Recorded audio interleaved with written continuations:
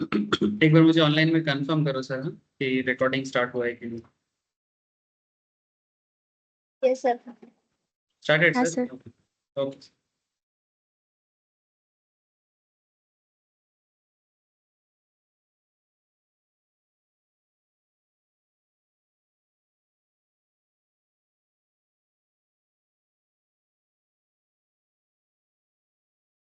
ठीक है।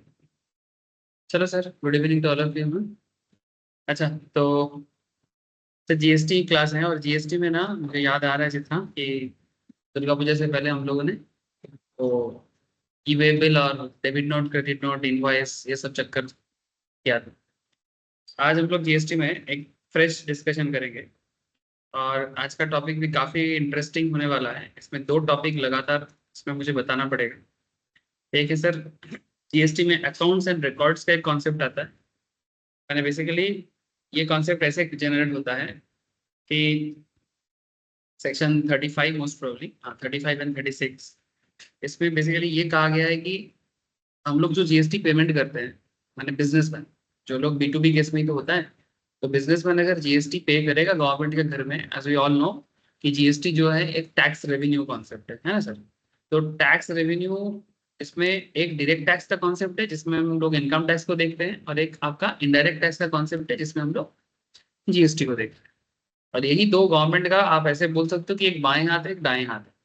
इन दोनों जगह से सरकार एक्चुअली इनकम करता है और उसके ऊपर बेस करके पूरा कंट्री का डेवलपमेंट करने का जो भी मैंने पैसा है, उसका सोर्स ऑफ रेवेन्यू यही माना जाता है। कुछ और भी सोर्स है बट टैक्सेबल रेवेन्यू यही है और यही गवर्नमेंट का मेन सोर्स ऑफ रेवेन्यू भी आप बोल सकते हैं। अब ऑब्वियस बात है कि अगर गवर्नमेंट हमसे रेवेन्यू कलेक्ट करना चाहता है तो उसका कुछ हिसाब किताब भी तो होगा। मैंने ऐसा थोड़ी है कि भाई हम बिजनेस कर रहे हैं और कुछ भी सरकार को है चलो ले लो, ऐसे थोड़ी है, चंदा थोड़ी है। ना तो सरकार हमसे चांदा मांगता है, ना तो हम सरकार को चांदा देते हैं, और ना तो उसमें कुछ बार्गेन होता है, ऐसा नहीं है। तो देयर आर सर्टेन रूल्स, है ना, कुछ नियम कानून है, उसके हिसाब से सरकार ने भी कुछ बना के रखा है। हमें भी कुछ चीजें फॉलो करना पड़ता है। उसमें से एक रूल ये भी है कि हमें यहाँ पर, evening sir. Evening sir, good evening. हमें यहाँ पर ये चीज फॉलो करना होगा कि भाई अकाउंट्स जब तक मेंटेन नहीं होंगे तब तक हम प्रॉपरली जीएसटी कैलकुलेशन भी नहीं करते। इसलिए accounting and record, actually accounts का एक दूसरा काम तो वही है, रिकॉर्ड कीपिंग। अब लोग जब क्लास 11 क्लास में स्टार्टिंग करते हो तो क्या पढ़ते हो, बुक कीपिंग ही तो बोलते हैं, है ना। अकाउंट्स का दूसरा नाम बुक कीपिंग भी तो है, मैंने अकाउंट्स के अंदर ये बुक कीपिंग शब्द भी आता है, इसलिए लिखा रहता था अकाउंटिंग एंड, मैंने book keeping is a part of accounting and accounting उसके ऊपर एक बड़ा सा एरिया है। मैंने अकाउंटिंग के अंदर बहुत कुछ आता है, एनालिसिस भी अकाउंट्स का पार्ट है, बट ओनली बुक कीपिंग करना, रिकॉर्ड कीपिंग का ही जो काम है वही बुक कीपिंग। जैसे मानो किसको सेल किया, किसको किससे परचेस किया, कैश में किया कि क्रेडिट में किया, क्या बाकी है, क्या देना है, क्या लेना है ना, मैंने किसको पेमेंट करना है, डेटर का हिसाब, क्रेडिटर का हिसाब, इसी के ऊपर तो पूरा खेल डिपेंड करता है। तो अकाउंट्स के ऊपर बेस करके ही तो अल्टीमेटली आपको जीएसटी का भी हिसाब देखना है। अगर आपका हिसाब ठीक ठाक रहेगा तो जीएसटी का हिसाब भी ठीक ठाक रहेगा, है ना। अगर मैं कुछ परचेस करता हूँ तो ऑब्वियसली उस परचेस के ऊपर मेरा एक टैक्स बनता है ना। तो उसमें तो वो भी तो अकाउंटिंग एंट्री उसका भी तो होगा कि भाई ये इतना प्रोडक्ट का दाम था, इतना जीएसटी है, उसका जीएसटी का एंट्री आ जाएगा। तो ऑटोमेटिकली एक हिसाब किताब बनता जाएगा। और क्रेडिट भी अगर आपको मिलेगा, आईटीसी में मिलेगा, तो उसका भी हिसाब होगा। इसलिए अकाउंटिंग रिकॉर्ड्स एक बहुत इंपॉर्टेंट चीज है जीएसटी मैंने पर्सपेक्टिव से। अगर प्रॉपर अकाउंटिंग रिकॉर्ड है तो फिर ये इजी हो जाता है जीएसटी पेमेंट। बात समझ में आ रहा है। तो यहाँ पर एक्चुअली दो चीज एक साथ बताना चाहिए मुझे, ने लगातार बोलेंगे सर। एक जीएसटी लॉ के अंदर अकाउंट्स एंड रिकॉर्ड कीपिंग के बारे में क्या बोला गया है, ये एक एरिया है सर। एंड दूसरा एरिया है पेमेंट ऑफ टैक्स। ठीक है, मैंने जीएसटी पेमेंट कैसे करना, मैंने पेमेंट ऑफ टैक्स का कैलकुलेशंस कैसे करके किस तरह से सरकार के घर में टैक्स पेमेंट होता है, उसका क्या नियम कानून, कि टैक्स पे करने के लिए गवर्नमेंट ने क्या क्या बता कर जीएसटी। बात समझ में आ रहा है? तो चलो ठीक है, पहले अकाउंटिंग एंड रिकॉर्ड्स को पहले देख लेते हैं, उसके बाद हम लोग पेमेंट ऑफ टैक्स को भी समझेंगे।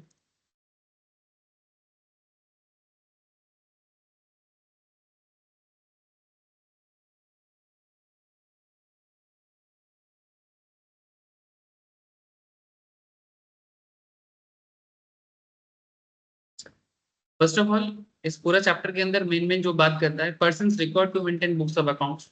मैंने भाई ऐसा कौन कौन सा व्यक्ति है या कौन से बिजनेसमैन है जिसे बुक्स ऑफ अकाउंट्स मेंटेन करना पड़ेगा as per GST law. Records to be maintain by manufacturer, agent, service provider, transporter etcetera. Manner of maintaining accounts and records, accounts and records maintain करने का कुछ मैनर है जो GST law ने बोल के रखा कि भाई ऐसे ऐसे करना है। अगर आप फेलियर होते हो तो क्या होगा?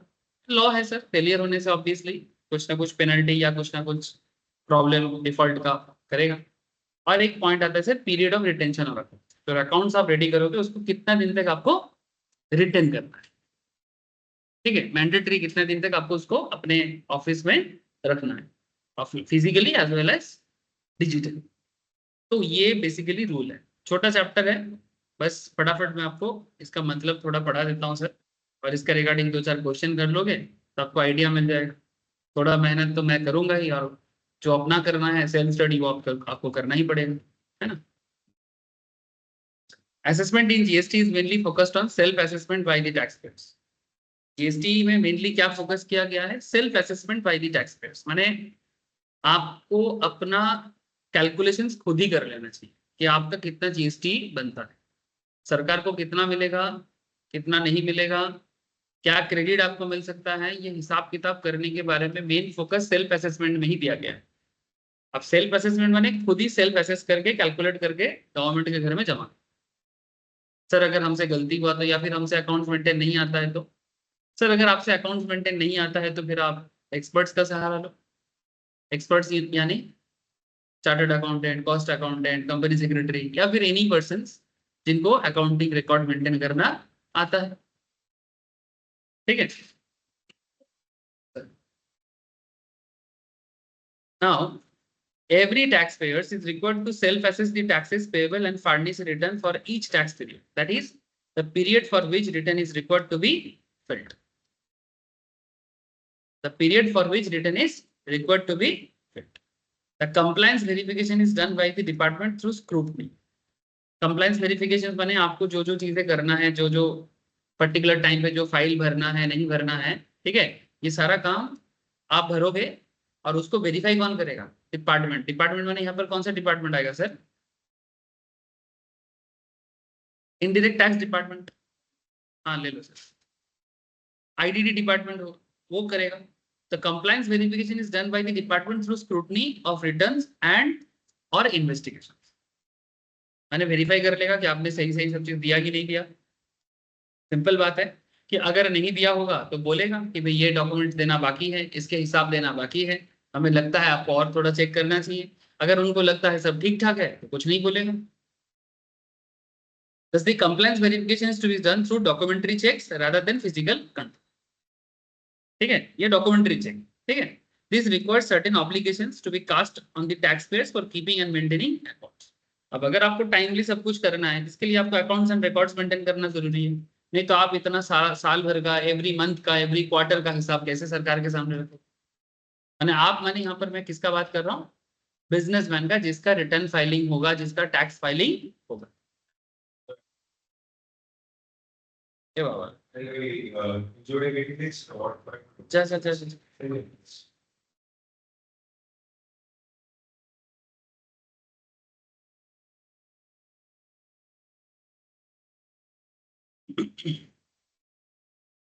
This requires certain obligation to be cast on the taxpayers for keeping and maintaining accounts and records. Such accounts and records may be used by the department for compliance verification. ये जो accounts and records आप रखोगे, इसी को compliance verifications के अंदर department use करेगा कि टैक्स फाइलिंग करने के लिए आपने क्या क्या मेंटेन किया, ठीक है, मैंने बिजनेसमैन क्या क्या चीजें मेंटेन किया।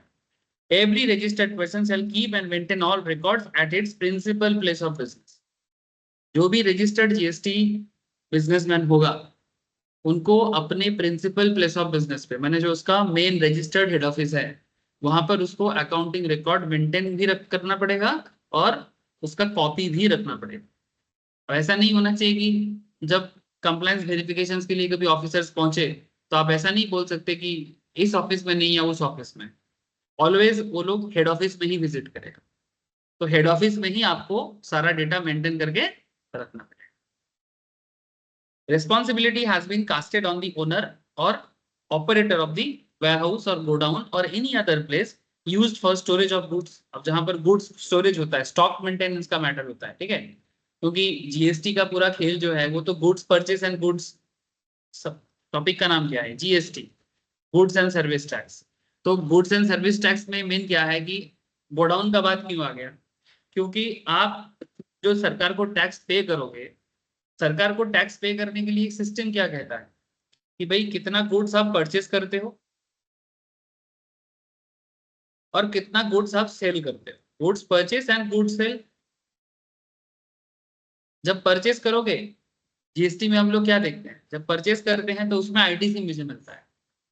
सपोज मैं 1000 रुपए का कोई प्रोडक्ट परचेस करता हूँ और उसमें अगर 18% जीएसटी है तो 180 टका मेरा आईटीसी बनता है।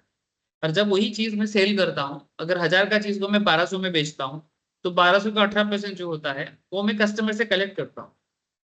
तो 1200 का 18% जितना अमाउंट होता है वो कस्टमर से कलेक्ट करने के बाद मेरा जितना टैक्स सरकार मुझसे मांगता है कितना होता है, 1200 का 18% 216, 260। 216 टका अगर सरकार हमसे मांगता है तो हम सरकार को क्या बोलेंगे कि रुको सरकार, मेरे पास ऑलरेडी 180 का आईटीसी है। अब तुम मुझे एक चीज बताओ, इतना सारा चीज क्लेम करने के लिए आप ऑलवेज अकाउंट तो मेंटेन करोगे, नहीं तो आपका हिसाब किताब सही कैसे बने। यहाँ पर और एक चीज काम हो जाता है सर, कि ये जो बिजनेसमैन है, जो स्टॉकिस्ट है, मैंने स्टॉकिस्ट मैंने कुछ ना कुछ प्रोडक्ट खरीदते हैं और बेचते हैं, तो इनको अगर ऐसा इच्छा हुआ कि मैं ऐसा दिखाऊंगा कि मेरा सेल कम हुआ है, क्योंकि अगर मैं सेल कम दिखाऊं तो मेरा जीएसटी लाइबिलिटी कम हो जाएगा। लेकिन जानबूझ के मैनिपुलेट, ये तो मैनिपुलेटिव टेक्निक हो गया ना। तो अगर तुमको सेल को कम दिखाना है तो फिर स्टॉक को भी तो कम करना है। तो जब कोई स्टॉक वेरिफिकेशन के लिए, जैसे जब चार्टर्ड अकाउंटेंट जाता है ऑडिट करने के लिए तो स्टॉक ऑडिट भी करते हैं। जब इंटरनल ऑडिट के लिए सीएमए या कॉस्ट अकाउंटेंट लोग भी विजिट करते हैं तब उन्हें भी कॉस्ट मैंने स्टॉक ऑडिट मेंटेन करने के टाइम पे ये सारा चीज वेरीफाई करना पड़ता है कि भाई स्टॉक। तो फिर यहाँ पर उस टाइम पे ना आपको डाउट हो जाता है। अगर आपको डाउट लगता है तो आप ऐसे पूछते हो, भाई जितना आप बता रहे हो इतना ही है ना, कहीं और तो कुछ नहीं है ना। समझ रहे सर? तो अगर कहीं और कुछ है तो उसका भी अता पता होना चाहिए। सर अगर बाद में मानो, एक्चुअली क्या है ना, चार्टर्ड को ऑडिट रिस्क हम लोग पढ़े हैं सर, जो लोग ऑडिट का क्लास पढ़ते हैं। ऑडिट रिस्क में ये एक बहुत बड़ा बात हो जाता है कि जब आप ऑडिट करने जाते हो तो अगर आपका क्लाइंट आपसे कुछ छुपाता है, ऑब्वियस बात है कि ये आपसे निकाल पाना मुश्किल है, क्योंकि आप पुलिस थोड़ी हो। नहीं दिखाएगा, मारपीट करके दिखा लेंगे, ऐसा तो नहीं कर सकते आप। लेकिन हाँ, आपको बुद्धि लगाना चाहिए। अच्छा मानो नॉर्मल बिजनेस थोड़ा बहुत छोटा मोटा छुपन छुपी करे, इट्स ओके, एक लिमिट में रह के करे, इट्स ओके। बट तुमको दिखा रहे लाखों का चीज, उसके पास है करोड़ों का चीज, तब तो बहुत गड़बड़ हो जाएगा ना।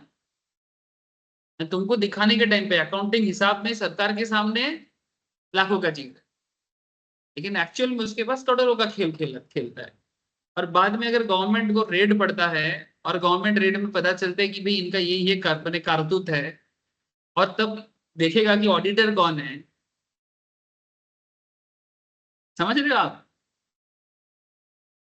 तब तो कहानी में ट्विस्ट आ जाएगा ना, खेल खेल जाएगा पूरा। अब इस टाइम पे गवर्नमेंट ये चेक करता है कि क्या ये ऑडिटर जानबूझ के किया है, कि ये पकड़ पाना सच में ऑडिटर के लिए भी मुश्किल था। अगर एक बेसिक बिजनेस सिचुएशंस है तो ऑडिटर को यहाँ पर पूछताछ में इंस्टीट्यूट का पूरा पैनल बैठता है, गवर्नमेंट की तरफ से लोग होते हैं कि भाई इतना बेसिक चीज भी आप आइडेंटिफाई नहीं कर सकते, कैसे बन गए।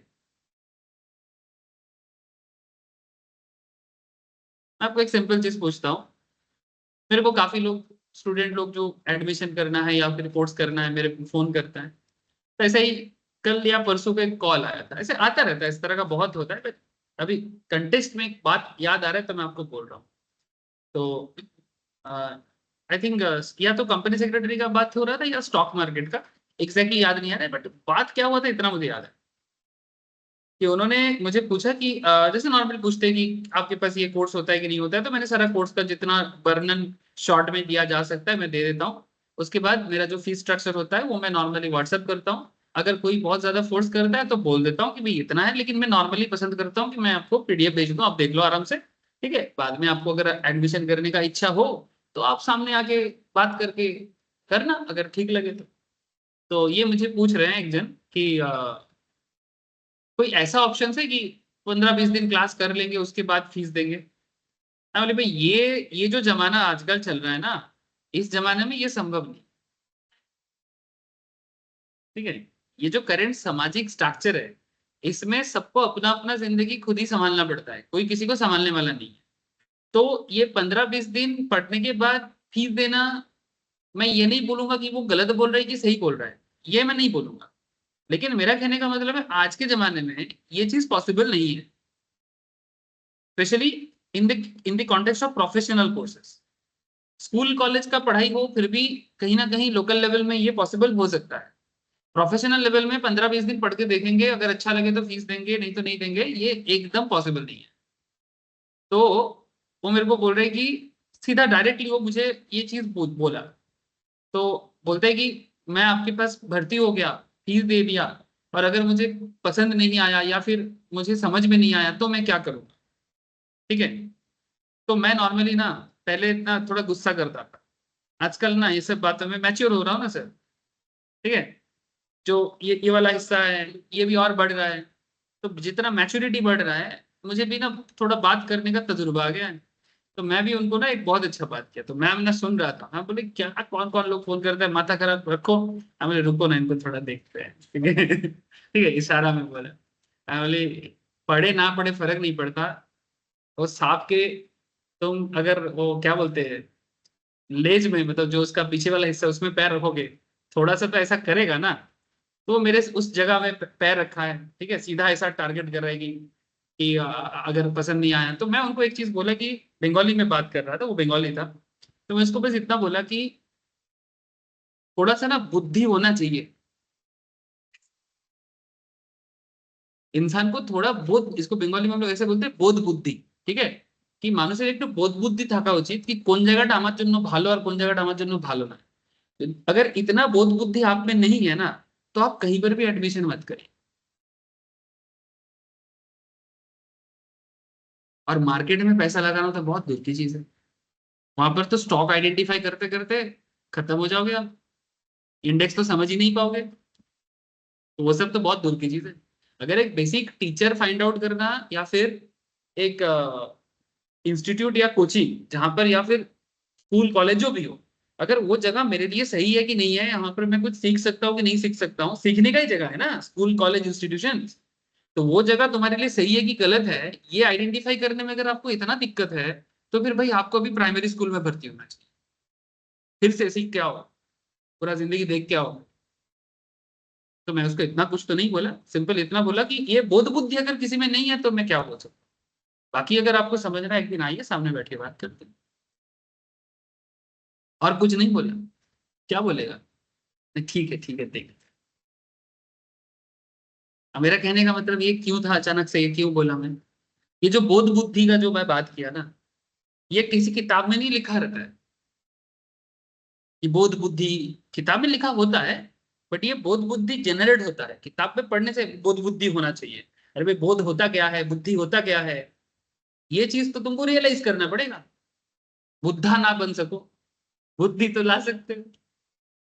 बुद्धा माने गौतम बुद्धा, द ग्रेट गौतम। बुद्धा ना बन सको तो थोड़ा बुद्धि तो यूज कर सकते हो। गौतम बुद्धा का नाम बुद्धा क्यों है जानते हो? वाई, उनका नाम बुद्धा, वाई, गौतम बुद्धा, उनको सब कोई बुद्धा ही बोलता है। और उनके ऊपर लाफिंग बुद्धा भी उन्हीं का एक वर्जन में चाइना में बहुत फेमस है। बुद्धा क्यों? वैसे तो उनका नाम गौतम है, सिद्धार्थ भी है उनका नाम, बट उनको हम लोग बुद्धा के नाम से जानते हैं। इधर मेरा मैसेज है, मेरे एक स्टूडेंट ही गिफ्ट किया है, नेपाल में रहता है, नेपाल का स्टूडेंट है। तो उधर तो बुद्धिस्ट थोड़ा पॉपुलर है भी। बुद्धा का मतलब होता है जो बुद्धि के परे चले जाते हैं, उसे बुद्धा कहते हैं। बुद्धि के उस पार। हम लोग नॉर्मल जो लोग हैं ना, हम लोग बुद्धि में ही सब चीज देखते हैं। बुद्धि के उस पार जाने के लिए जो लेवल ऑफ नॉलेज होना चाहिए, वो जिनके पास हो जाता है ना, वो अगर इंसान के शरीर में भी हो ना, उसे हम लोग भगवान मानते हैं। तो बुद्धि के उस पार जाने का कॉन्सेप्ट को बुद्धा कहते हैं, इसीलिए उनको गौतम बुद्धा कहते हैं। ठीक है, मैंने जो प्रॉब्लम बुद्धि से सॉल्व नहीं हो सकता, वो बुद्धि के उस पार जाने से सॉल्व होता है। और उसका जो रास्ता है, वो एकदम स्पिरिचुअल रास्ता है। वो जिंदगी लीड करना बहुत मुश्किल है, पोशाक पहनने से नहीं होता है। कुछ लोग, कोई गेरुआ पहन लिया, कोई सफेद पहन लिया, कोई दाढ़ी रख लिया, है ना, वो सब तो बस एक मैंने सिंबल है कि ऐसे लोग ऐसे पहनते हैं। कुछ लोग तो उसको मिसयूज भी करते हैं, लेकिन वो एक्चुअल में जो है वो रियलाइजेशन। अब बोध बुद्धि नॉर्मल बात है, जो हम लोगों में नॉर्मली होना चाहिए, थोड़ा बहुत एटलीस्ट। ठीक है, जितना जरूरत है। अब तुमको अगर एक बेसिक लेवल है, ऑडिटर को भी सिंपल से सवाल पूछेगा पैनल कि फिर क्या इतना भी तुमको समझ में नहीं आ रहा है कि इसका बिजनेस में कुछ प्रॉब्लम हो सकता है, अगर वो नॉर्मल में दिख रहा है कि ये बिजनेस में कुछ ना कुछ घोटाला है, ये तो बहुत बुद्धि से आसानी से समझ में आ सकता है। नहीं तो तुम इतना सारा सब्जेक्ट क्रैक करके कैसे बन गए? Basic question. इसका मतलब है, देखो, एक सीए जब सीए बन जाता है ना, ये सीए में जब सीए में बनता है, इतना बुद्धि उस पे है, तब जाके वो बनता है। इसके बाद भी अगर वो किसी का घोटाला को पकड़ने के बाद भी खेल खेल रहा है, इसका मतलब कुछ अपना इंटरेस्ट है, तभी जाके वो खेल खेल रहा है। ऐसा पैनल का मानना होता है। तब गिल्टी होता है। कभी कभी तो लाइसेंस छीन लेता है 1 साल, 1.5 साल, 2 साल के लिए।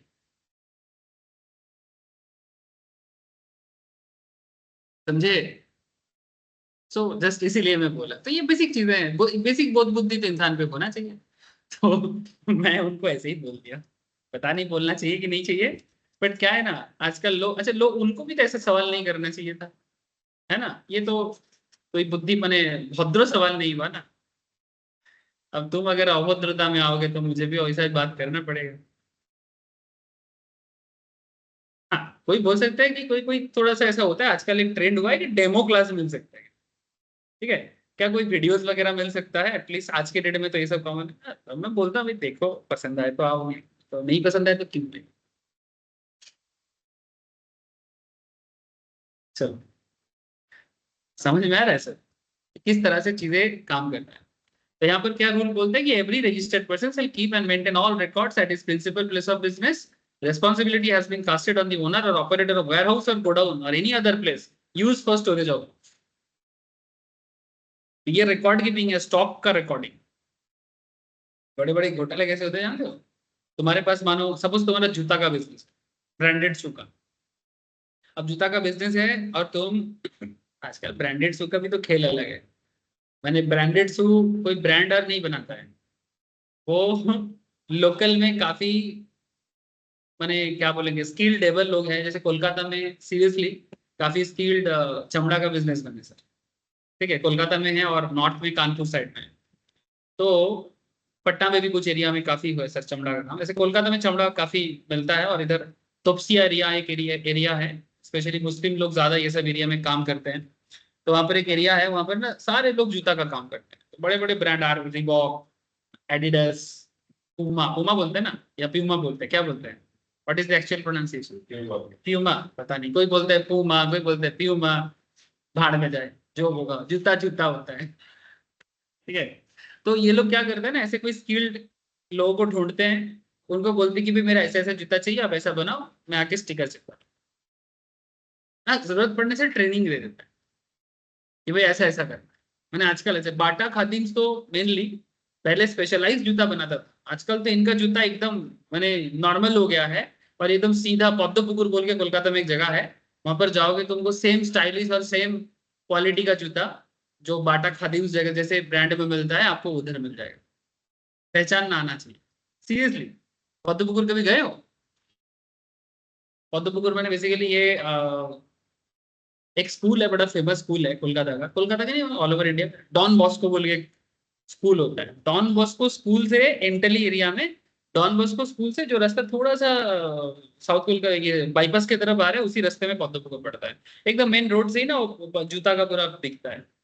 तो मैं जूता का बात इसलिए की, क्योंकि जूता के कुछ ऐसे बिजनेस में मैंने ऐसा घोटाला देखा है। ठीक है, तुम जाओगे स्टॉक ऑडिट करने और तुमको दिखाएगा कुछ और उसका है कुछ। ठीक है। तो ऐसे ऐसे चीजें होते हैं सर। मेरे साथ एक सीमेंट कंपनी के बिजनेस में ऐसा ऑडिट में मेरे को मिला था। मैंने सीमेंट में, उसके पास ब्रांडेड सीमेंट में अल्ट्राटेक था। उस जमाने में अल्ट्राटेक बहुत चलता था। और एसीसी सीमेंट बोल के एक कंपनी था, उसका पास एसीसी था। लेकिन वो अल्ट्राटेक एसीसी जितना सेल कर रहा है उतना नहीं दिखा रहा है, उसका कम वैल्यू का एक सीमेंट था, उस पर ज्यादा सेल दिखा रहा है, ताकि उसका जीएसटी लाइबिलिटी या वैट लाइबिलिटी कम हो। इस तरह का केस, कई कवर केस में तो ऐसा भी हो जाता है सर, जेल भी हो जाता है। सिविल जेल होता है बट जेल भी हो जाता है, यानी कौन, ओनर को पकड़ लेते हैं रेड करके। तो मेरा जो वो केस था उसमें, उसका मैंने जो ओनर था कंपनी का, उसको पकड़ा था। फिर बाद में ओनर का एज हो गया था, तो बोला वो जेल में कैसे रहेगा। तो फिर उसका बेटा बोला ठीक है हम जेल में सकता है। फिर उसका बेटा जेल से बाहर निकल के आया, कस्टडी से, जेल मैंने बेसिकली कस्टडी। फिर कम से कम उसको 15 दिन कुछ आसपास रखा। फिर वो आके अपने बाप को ही गाली दे रहा है, नॉर्मल बात है। ठीक है। मैंने, पापा का कर्ज बेटा भुगत रहा है। अब बेटा आके हम लोगों के सामने, बेटा जो था वो हम लोग के साथ, मैंने, हम लोग ऑडिट करने जाते तो हम लोग के साथ आके बातचीत करता था, तो बात करते करते अपने पापा को ही गाली दे रहा है। क्या बोलेगा, इनके कारण ऐसे ऐसे ऐसे ऐसे ऐसे ऐसे। हाँ, मैंने भड़ास था तो मन में गाली भी आ गया।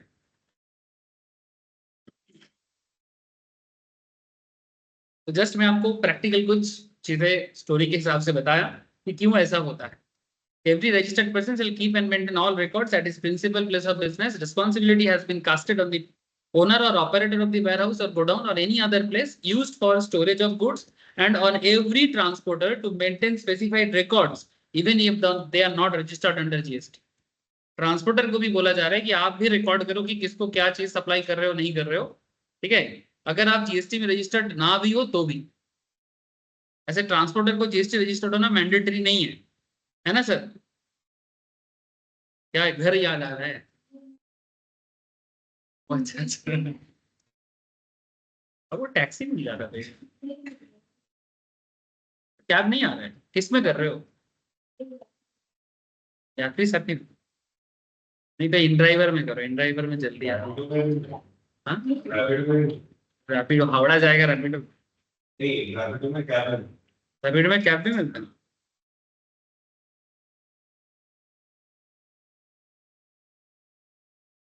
समझ में आया सर। ठीक है। फर्दर यहाँ पर और एक चीज है, the commissioner is empowered to notify a class of taxable person to maintain additional accounts or documents for specified purpose or to maintain accounts in other prescribed manner. Similarly, the commissioner, commissioner माने GST commissioner का बात कर रहे हैं, जो सरकारी officials होते हैं सर, उनका बात कर रहे हैं। The commissioner can permit a class of taxable person to maintain accounts in such a manner as may be prescribed. मैंने किसी किसी को बोल देगा कि ऐसे ऐसे ही करना है तो वैसे ही करना पड़ेगा। If that class of taxable person is not in a position to keep and maintain accounts in accordance with the provision of GST law. माने बेसिकली कहना ये चाहता है कि अगर आप जीएसटी लॉ को प्रॉपरली फॉलो नहीं कर पा रहे हो, बिकॉज आपका बिजनेस का डिजाइन ही कुछ ऐसा है कि प्रॉपर जीएसटी लॉ मेंटेन करना उनके लिए मुश्किल हो रहा है, तो इन दैट केस जो ऑफिसर्स होंगे या कमिश्नर्स होंगे, वो उनको अपने हिसाब से प्रेस्क्राइब करेगा कि ठीक है, तो आप उसको कस्टमाइज कर देंगे कि आप जीएसटी लॉ फॉलो नहीं कर पाओगे तो कम से कम ऐसे कस्टमाइज तरीके से कर सकते।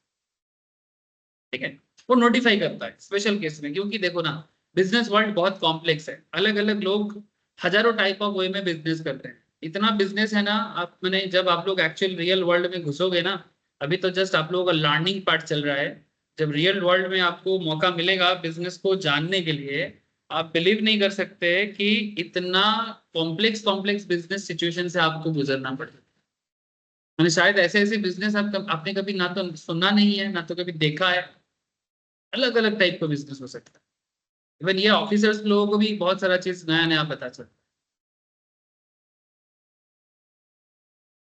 It is not mandatory to maintain the accounts in electronic form. यहाँ पर ऐसा कहीं पर भी नहीं बोला गया है कि आपको इलेक्ट्रॉनिक फॉर्म में ही मेंटेन करना पड़ेगा। अकाउंट्स एंड रिकॉर्ड्स में भी मेंटेन आइदर इलेक्ट्रॉनिकली और मैनुअली। ठीक है। Further there is no prescribe format for maintaining the accounts. Account को मेंटेन करने का कोई प्रेस्क्राइब फॉर्मेट के बारे में भी यहाँ पर नहीं बोला गया है। तो ऑब्वियस बात है, ऐसे केसेस में जो नॉर्मल अकाउंटिंग सिस्टम आपको बोलता है या अकाउंटिंग स्टैंडर्ड्स आपको बोलता है, ठीक है, अब उस सिस्टम को फॉलो करो।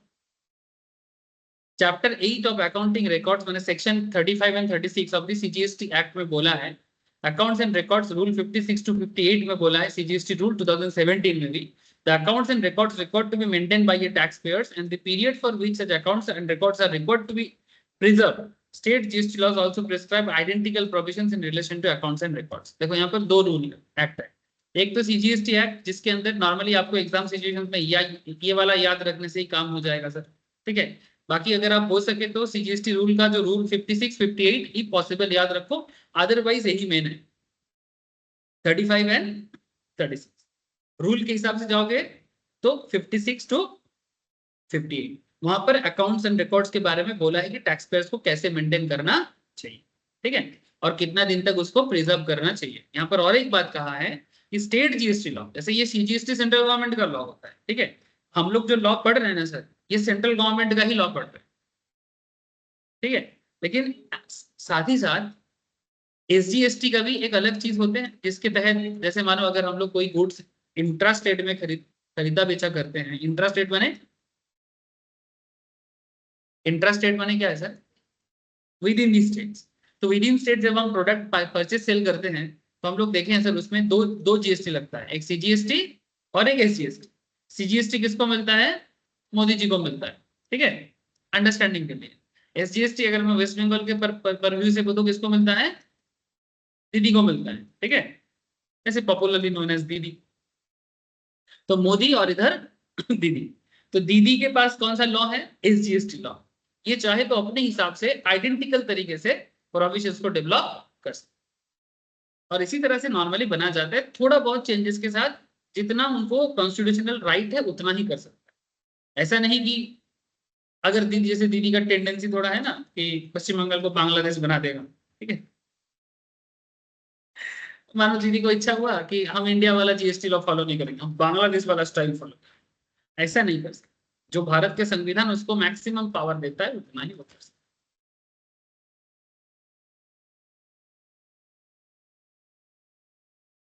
है। ऐसा आई डोंट नो कि दीदी सच में पश्चिम बंगाल को बांग्लादेश बनाना चाहता है कि नहीं चाहता, बट लोग देखते हैं उनका कुछ ऐसे ऐसे कारनामा तो लोग बोलते हैं, और मैं भी देखता हूँ तो मुझे भी लगता है यार क्या कर रहे हैं, इसको भी बांग्लादेश बनाएगा क्या।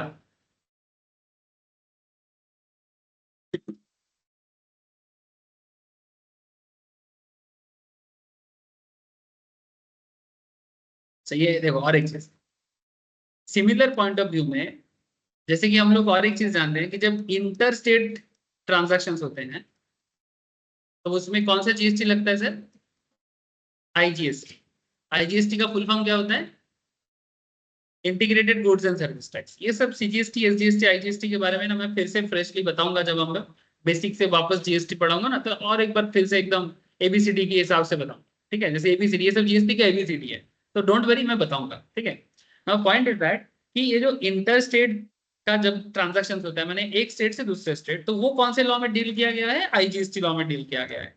अब आईजीएसटी लॉ के अंदर अकाउंटिंग रिकॉर्ड्स के बारे में कुछ बोला है, यस सर बोला है, section 20 of the IGST act. अगर याद रहे तो याद रख सकते हैं, बट हम लोग मेनली सीजीएसटी एक्ट को ही यहाँ पर पढ़ते हैं और उसी को याद करने का भी कोशिश करते हैं, और एग्जाम में लिखने के टाइम पे आप कोशिश करना ऑलवेज सीजीएसटी के हिसाब से बात कर लिखने से ही हो जाएगा। मैं बहुत ज्यादा प्रेशर लेके आईजीएसटी सीजीएसटी सब एक साथ याद ना भी करो तो चलेगा, बट हाँ जो जितना अच्छा लिखेगा, नॉलेज दिखाएगा, एग्जामिनर खुश हो सकता है, इम्प्रेस, समझ रहे हो, जितना इम्प्रेस कर सकते हो उसका कोई लिमिट नहीं है। ये डेफिनेशंस का कॉन्सेप्ट कुछ ऐसा है, जैसे आपको मैं अभी कमिश्नर के बारे में बात कर रहा था, अभी बात करते करते बोला ना कमिश्नर, अब आपके मन में हो सकता है भाई कौन है भाई कमिश्नर, है ना, लिख दिया सर यहाँ पर, means the commissioner of central tax and includes the principal commissioner of central tax appointed under section 3 of the commissioner of integrated tax appointed under integrated goods and service tax act section 2 section 24। इसी तरह से ना different kind of definition her chapter के अंदर देके रखा है। मैं आपको ऑलवेज बोलूंगा कि चैप्टर पढ़ने के स्टार्टिंग में डेफिनेशंस को एक बार गो थ्रू करो।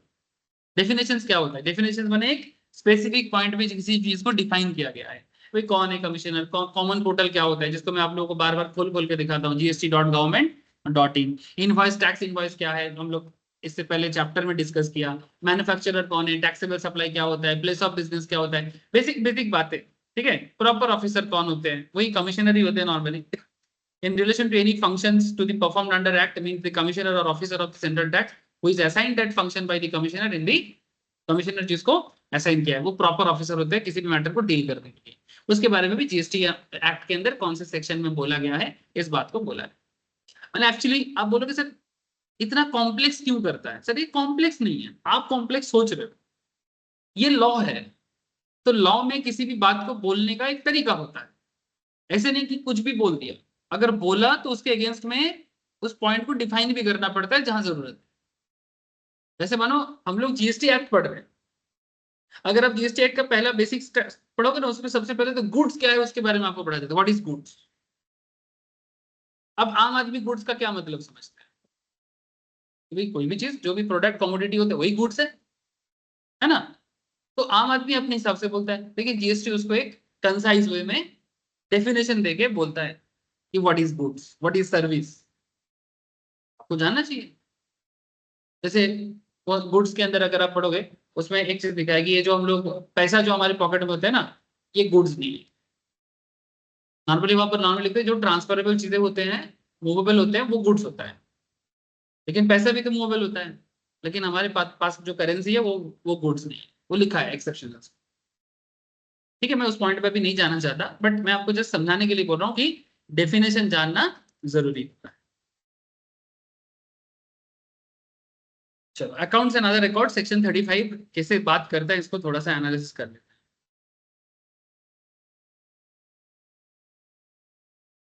The provisions relating to accounts and records required to be maintained under GST are contained in section 35 and 36। इसको chapter 7 of accounts and record CGST rule 2017 के साथ पढ़ने के लिए बोला जा रहा है। CGST rule 2017 have been incorporated at relevant places. पहला ही क्वेश्चन के थ्रू से बोल रहा है, who is required to maintain books of accounts and at which place. Already बोल दिया आपको, ठीक है। अभी बात किया ना अभी इसके बारे में, किसको मेंटेन करना चाहिए। Simple, every registered person shall keep and maintain books of accounts at his principal place of business, PPOB, principal place of business। मैंने जो उसका मेन हेड ऑफिस है जहां पर वो बैठता है, ठीक है, principal place of business. And books of accounts relating to additional place of business, APOB, ठीक है शॉर्ट में, as mention in the certificate of registration. जो रजिस्ट्रेशन सर्टिफिकेट है उसमें मेंशन करके रखा है। Where more than one place of business is specified in the certificate of registration, the accounts relating to each place of business shall be kept at such place of business। माने हर place of माने each branch में एक एक करके accounting record रख देगा। और आज के डेट में तो सर बहुत ही आसान बात हो गया है, अकाउंटिंग सिस्टम में डेटा ट्रांसफर हो ही जाता है ना। यहाँ पर अकाउंट्स मेंटेन करो कोड के थ्रू से हर जगह में। आजकल तो क्लाउड कंप्यूटिंग आ गया है। क्या गया सर? Cloud computing. मैं आप लोगों को लास्ट दिन दिखाया था, याद है आप लोगों को? एक सॉफ्टवेयर के बारे में मैं बात कर रहा था कि अगर आपका small and business medium kind of business है, ऐसे तो सबसे पॉपुलर वर्ल्ड में अभी चल रहा है एसएपी।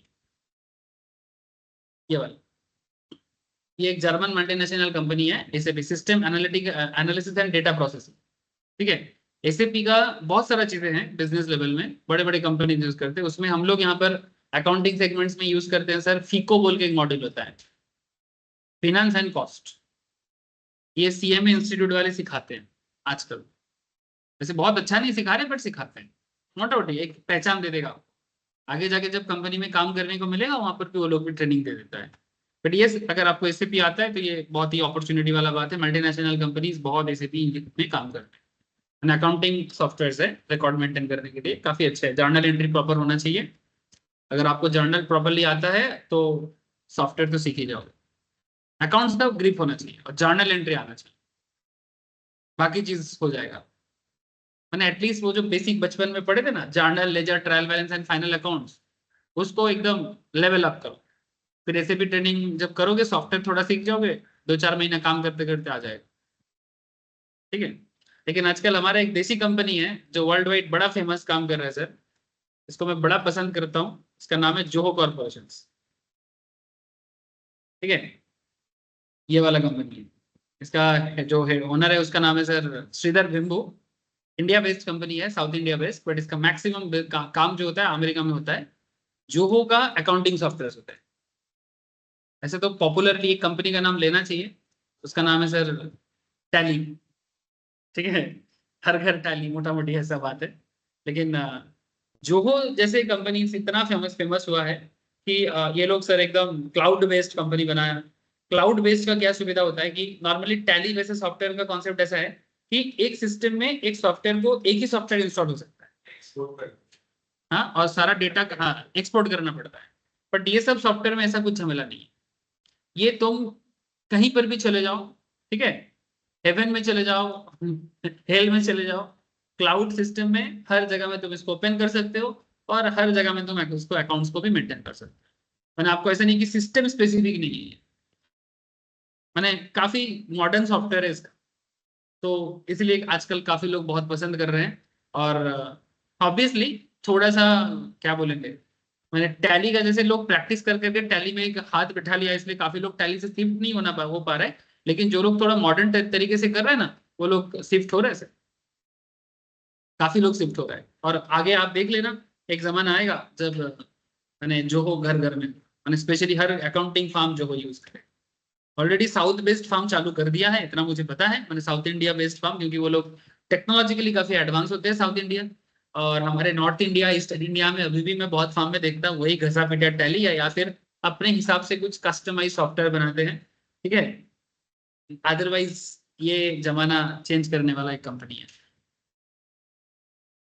आप चाहो तो 14 डे फ्री ट्रायल यूज करके देख भी सकते हो कि कैसे होते हैं। इसका जीएसटी का भी अलग से कनेक्शन होता है, मैंने जीएसटी एनाबल्ड होता है इसका। मैंने अकाउंटिंग रिकॉर्ड के साथ एकदम सीधा गवर्नमेंट के साथ जीएसटी के जो रिटर्न फाइलिंग का सॉफ्टवेयर उसके साथ सीधा कनेक्शन। इस टैली का भी है, इसका भी है, और जो भी सॉफ्टवेयर इंडिया में वैलिड होते हैं उस सबका है। बात समझ में आ रहा है ना।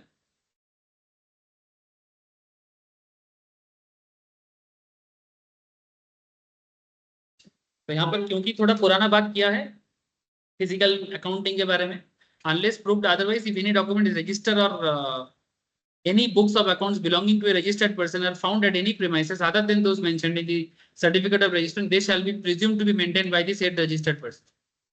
क्या बोलते हैं देखो, where more than one place of business is specified in the certificate of registration, the accounts relating to each place of business shall be kept at such place of business. उसके बाद बोलते हैं unless proved otherwise, if any document, अगर कोई भी document registers or any books of accounts belonging to a registered person are found in any premises other than those mentioned, माने certificate में mention करे बिना अगर कोई ऐसे जगह में डिटेल्स मिलता है तो मान लिया जाएगा कि वो भी रजिस्टर्ड पर्सन का ही जगह है। सिंपल बात है, घोटाला को पकड़ने के लिए सिंपल बात है। अगर वो जगह तुम बोलोगे नहीं नहीं ये मेरा जगह नहीं है, मुझे नहीं पता कि ये डॉक्यूमेंट्स इधर कैसे आया, आपको नहीं पता आपका डॉक्यूमेंट्स इधर कैसे आया। हाँ, नॉर्मली लोग छुपाने के लिए डॉक्यूमेंट्स को इधर उधर करते हैं। तो अगर ऐसे किसी तरह से आपको किसी आपका डॉक्यूमेंट ऐसे जगह में मिलता है जिस जगह के बारे में ना तो आपने अपने रजिस्ट्रेशन सर्टिफिकेट में मेंशन किया है, तो फिर बाद में जब किसी घोटाला में आपका वो डॉक्यूमेंट्स उधर मिल जाता है जहां पर नहीं मिलना चाहिए था, तो गवर्नमेंट सिंपल प्रिज्यूम कर लेंगे कि वो आपका ही जगह है। नहीं तो ये डॉक्यूमेंट्स इधर कैसे पहुंचे, जो आपके हेड ऑफिस में या आपके ब्रांच ऑफिस में होना चाहिए वो इधर क्या कर। जैसे ही वो कोलकाता में वेस्ट बंगाल में कुछ ऑफिसर्स घोटाला हुआ है ना सर, ऑफिसर मिनिस्टर लेवल घोटाला हुआ है ना, ऐसे ये जीएसटी घोटाला नहीं है बट सरकारी घोटाला है। अभी भी तो सीबीआई उसका कुछ कोर्ट उसका कुछ बोला नहीं, बस अरेस्ट किया है। पता नहीं एक्चुअली कुछ मिला है कि नहीं मिला, बट अरेस्ट तो अभी भी है, जेल में है सब। एजुकेशन मिनिस्टर है हम लोगों का था उस टाइम पे, 1 साल हो गया, पार्थो चैटर्जी बोल के एजुकेशन मिनिस्टर, ठीक है। उनके अच्छा उनका शादी वगैरह हो चुका था लेकिन उनका गर्लफ्रेंड भी था, ठीक है। तो उनके गर्लफ्रेंड के घर से कुछ 18,000 करोड़ के आसपास कुछ पैसा मिला है, 18,000 करोड़, ऐसा ऐसा कुछ वैल्यूएशन का पैसा है, ठीक है। तो वो पैसा कहाँ से आया, किसका है, तो वो बोल रहे मेरा नहीं है। अच्छा गर्लफ्रेंड बोल रहे नहीं वो मेरा बॉयफ्रेंड है। ठीक है। और लोग उनको देखा भी है काफी जगह में। सो मैंने क्या क्या चीजें देखने को मिलता है, लेकिन अभी तक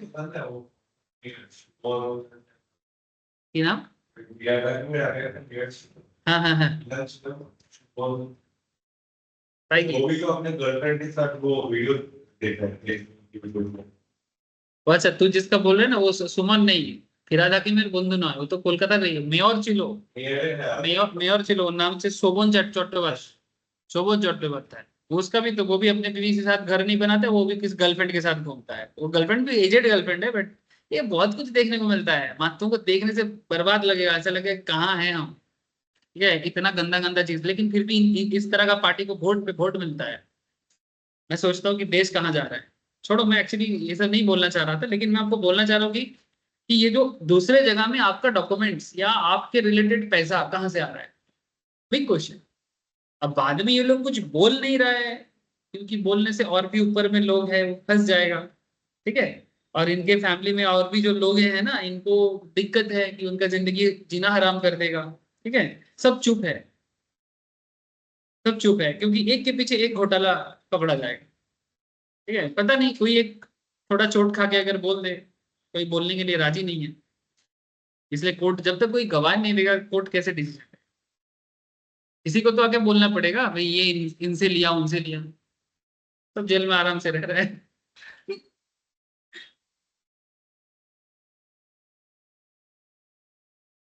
ऐसे बहुत चीजें मिलेगा आपको। अच्छा, अच्छा next, which accounts and records are required to be maintain, true and correct account following is to be maintain. Sir, मैंने, ऐसा कौन लिखता है? ट्रू एंड करेक्ट अकाउंट, माथा खराब हो गया है। मेरे ये इंस्टीट्यूट का माथा खराब नहीं, ये तो मेरे आईटीटी डिपार्टमेंट का माथा खराब हो गया है, जीएसटी डिपार्टमेंट का। ट्रू एंड करेक्ट अकाउंट, इसलिए मैं घोटाले का बात कर रहा हूँ।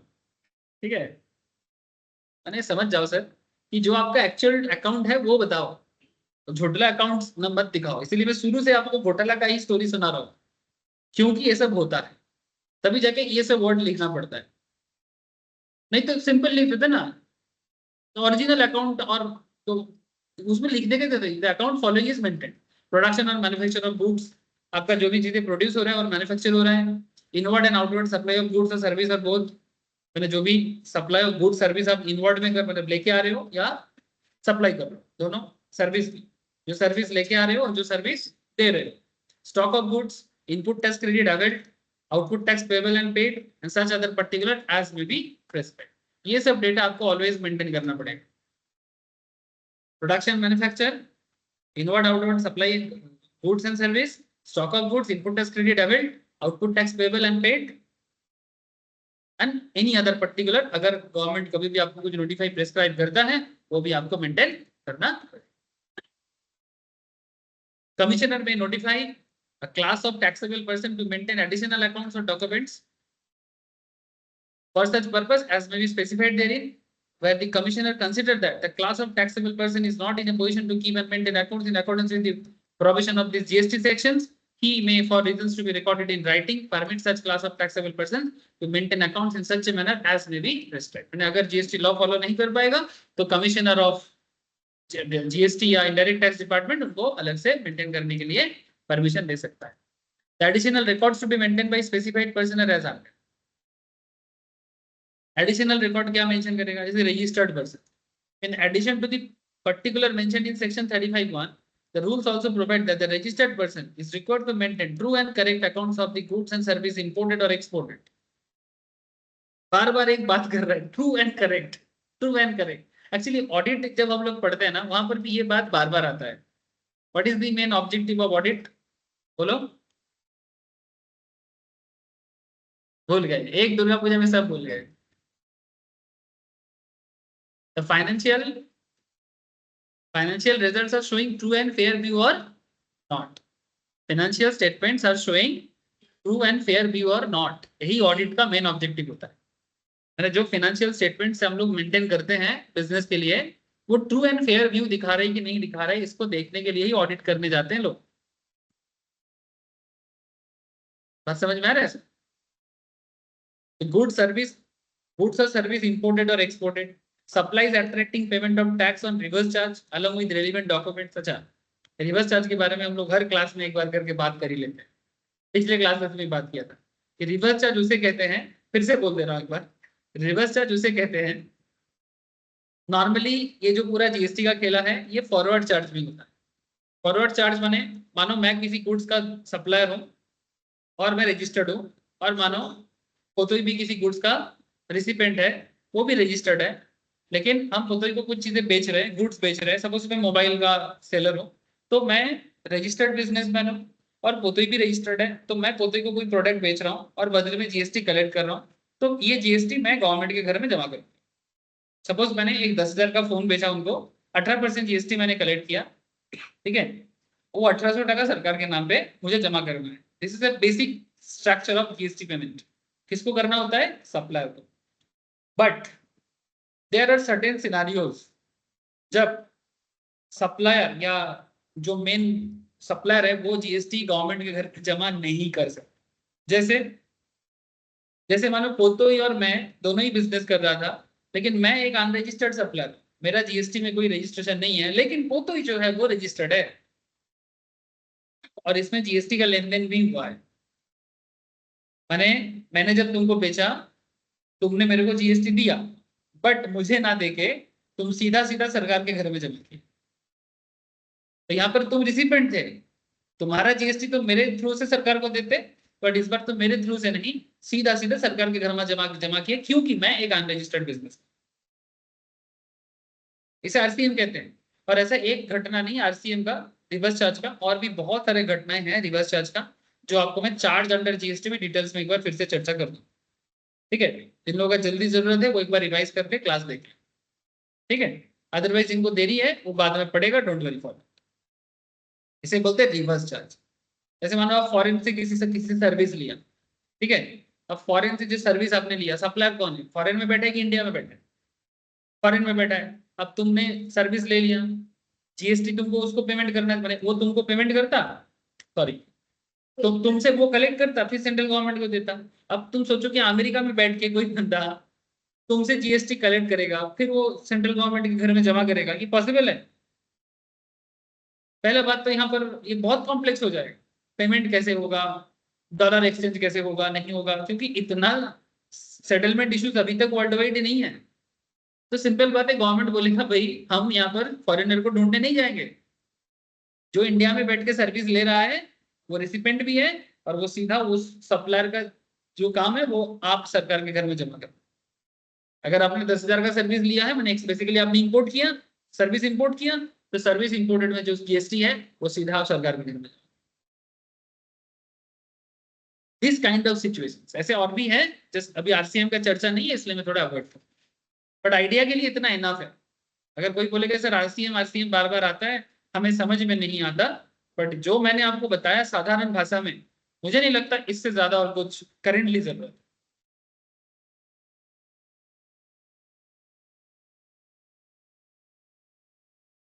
है। सप्लाई से attracting payment of tax on reverse charge along with relevant documents including invoice, bills of supply, delivery challans, credit note, debit notes, receipt of vouchers, payment vouchers, refund vouchers, etc.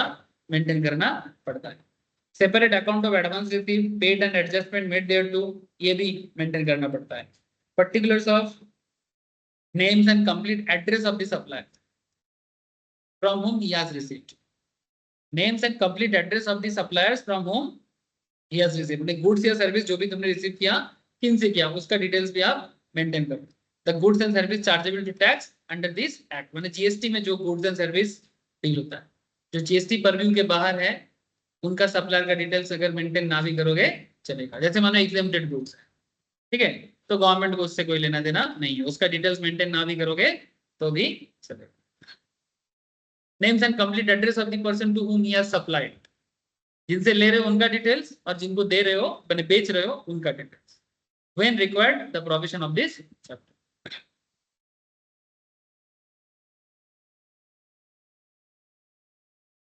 एक पाकड़ of करते हुए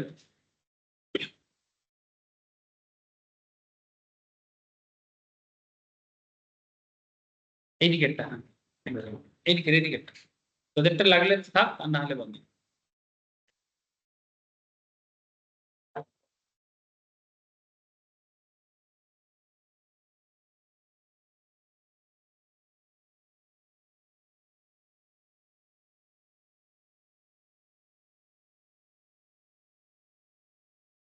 कभी ठंडा कभी गर्म ना, बहुत खतरनाक चीज है।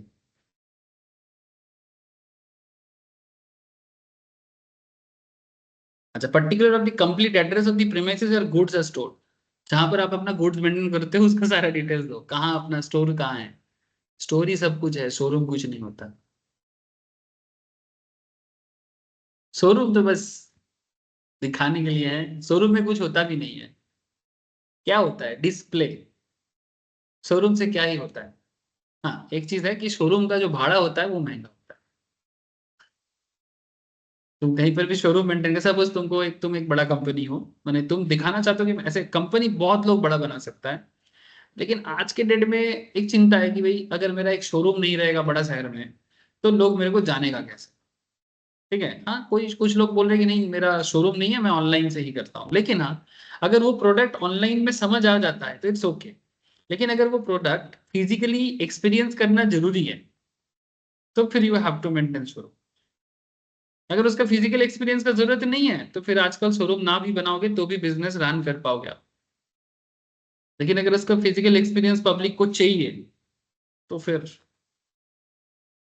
कुछ नहीं हो सकता। और ये शोरूम के चक्कर में काफी बिजनेस को कॉस्ट बढ़ जाता है, क्योंकि वो एक मार्केटिंग कॉस्ट की तरह हो जाता है। एक शोरूम रखो, उसमें चार बंदे को बिठा के रखो सेल्समैन की तरह, ताकि आपको आए समझाए इस तरह का। तो ये तो एक है, लेकिन बिजनेस एक्चुअल में स्टोर से ही मेंटेन होगा। ऑर्डर जाएगा तो स्टोर से ही निकलेगा। मैंने स्टोर, मैंने स्टॉक, स्टॉक जहां पर मेंटेन होगा, मैंने गोडाउन बेसिकली। तो अगर कभी भी आपको जिंदगी में बिजनेस करना हो, तो पहले स्टोरिंग के बारे में ज्यादा सोचो। ठीक है, प्रोडक्ट मैन्युफैक्चरिंग में ज्यादा सोचो, बन जाएगा, शोरूम बन जाएगा। प्रोडक्ट रखने पे आज नहीं तो कल शोरूम बन ही जाता है। क्या समझे? ज्यादातर लोग क्या गलत सोचते हैं कि उनको लगता है कि पहले शोरूम बनाना पड़ेगा। मैक्सिमम लोग ऐसे सोचते हैं, "अरे, इधर दुकान होगा मेरा, इस एरिया में मेरा एक दुकान होगा", ये ज्यादातर कॉमन कॉमन मैन का सोच ऐसे होता है। लेकिन नहीं, आप ना पहले, मेरी मैंने ये चीज ऑब्जर्व किया कि नहीं, पहले ना कहाँ आपका शोरूम होगा ना, ये सेकेंडरी है। आप पहले प्रोडक्ट बनाने में उसके पीछे खर्चा करो, प्रोडक्ट क्वालिटी रेडी करो। पहले तो वर्ड ऑफ माउथ के थ्रू से ही आपका मार्केटिंग होगा। प्रोडक्ट अच्छा होगा ना, एक दूसरे को बोलेगा, ऑटोमेटिकली मार्केटिंग बनता जाएगा। फिर धीरे धीरे धीरे धीरे ऑटोमेटिकली आपका सेल बूस्ट होने से आप एक शोरूम जरूर कहीं ना कहीं ले पाओ। यस, कुछ समझे सर? लेकिन मैक्सिमम बिजनेसमैन फेलियर इसलिए होते हैं, एंटरप्रेन्योर, कि वो पहले ही दिखावा में पहुंच जाते हैं कि भाई कौन जानेगा हमें, कौन जानेगा, कैसे जानेगा। Showroom showroom showroom showroom showroom करते करते करते करते थकता हूं। बहुत कॉस्टली हो जाता है, तब बिजनेस मैनेज करना मुश्किल हो जाता है। मैं उसके लिए बोल रहा हूँ कि जो लोग स्टार्ट करना चाहते हैं, क्योंकि मैक्सिमम लोग तो बिजनेस स्टार्ट ही नहीं करना चाहता है ना, इसी डर से कि क्या होगा नहीं होगा। लेकिन अगर बिजनेस करने का इच्छा है तो रूट लेवल में काम ज्यादा करो, ग्राउंड जितना स्ट्रांग होगा, आगे का जो वो शो ऑफनेस है वो धीरे धीरे हो जाएगा। बट ग्राउंड लेवल स्ट्रांग होना ज्यादा जरूरी है। ये बात अगर कोई बंदा समझ गया है ना, जिंदगी बदल जाता है। मैक्सिमम को तो समझते समझते माथा खराब ही हो जाता है। मैं कैसे बोल रहा हूँ, क्योंकि मेरे घर में भी कुछ लोग हैं जिनको ना मतलब एंटरप्रेन्योर बनने का बड़ा मेरे को सुनाता है। ठीक है, भाई बहन लोग ऐसे हैं सब। ठीक है, मैं ये बनाऊंगा, वहां बनाऊंगा, वो बनाऊंगा। मैं बोलता हूँ, "तू बना भाई"। एक्चुअली मैं भी इस तरह का गलती कर चुका हूँ, ऐसा नहीं कि मेरे से, मैं भी इस तरह का सोचा हूँ बहुत कुछ। लेकिन मैं इस चीज को देखा कहाँ गलती हो जाता है, और वही चीज उन लोगों को शेयर करता हूँ कि भाई तुमको अगर करना है ना, तो पहले तुम रूट लेवल में काम करो। हाँ, बुझला। बिजनेस इन द सेंस, देखो मेरा इस कोचिंग के लिए कोई मैं बहुत सारा चीजें इंप्लीमेंट किया है सर। ठीक है, तो वहां पर मैंने एक्सपीरियंस किया कि कोचिंग को स्प्रेड करने के चक्कर में मैंने 2019-20 तक कोचिंग काफी ज्यादा स्प्रेड हो चुका था, और मैं हमेशा कोलकाता का प्राइम लोकेशंस को चूज करता था। और प्राइम लोकेशंस के चक्कर में मेरा बहुत पैसा मैंने कमाया भी बहुत, लेकिन मैं बचा नहीं पाया। खर्चा इतना हुआ है। मैंने हम्म? उस टाइम पे मेरा दो ब्रांच था। एक एयरपोर्ट साइड में बना था, मेन था लेक टाउन। ठीक है, तो ब्रांच के चक्कर में ना मैं बहुत ज्यादा ब्रांच फोकस्ड हो गया था। मेरे को ऐसा लगता था कि नहीं, एक सही जगह में होना चाहिए, लोकेशन सही होना चाहिए, ये मैं बहुत ज्यादा सोचता था। लोकेशन आज भी सोचता हूँ, ऐसा नहीं है कि नहीं सोचता, लेकिन बाद में मैंने देखा, क्योंकि जब बैकअप आपका बहुत स्ट्रांग नहीं है, बैकअप इन द सेंस कि एक होता है ना सर, मैंने नॉर्मली एक फैमिली मैन जब कुछ करना चाहता है तो उसको ना बैकग्राउंड में कुछ लोगों की जरूरत है। मेरे केस में ऐसा कुछ है नहीं। तो मैं अकेला कितना उड़ूंगा, और मैम के ऊपर पूरा प्रेशर देना तो बहुत मुश्किल हो जाता है। ठीक है, तो फिर नॉर्मली क्या, फैमिली अगर स्ट्रांग रहता है ना तो फिर तुम कुछ भी करो, खाना पीना का चिंता नहीं है। तो मेरे यार केस में ऐसा नहीं था। तो मैं बाद में देखा कि भाई उड़ना सही नहीं हो रहा है, मेरे को थोड़ा ग्राउंड लेवल में सोचना चाहिए। तो फिर मैं धीरे धीरे ना उसको, मैंने वो जैसे काइट को उठाते हैं तो धीरे धीरे मैं उसको बंद किया। अब बाद में फ्यूचर में सिचुएशन जैसे देखूंगा उस हिसाब से मैं सोचूंगा। लेकिन शुरू के दिनों से मैं बहुत ज्यादा सोचता था कि यहाँ पर ऑफिस होना चाहिए, वहां पर ऑफिस होना चाहिए।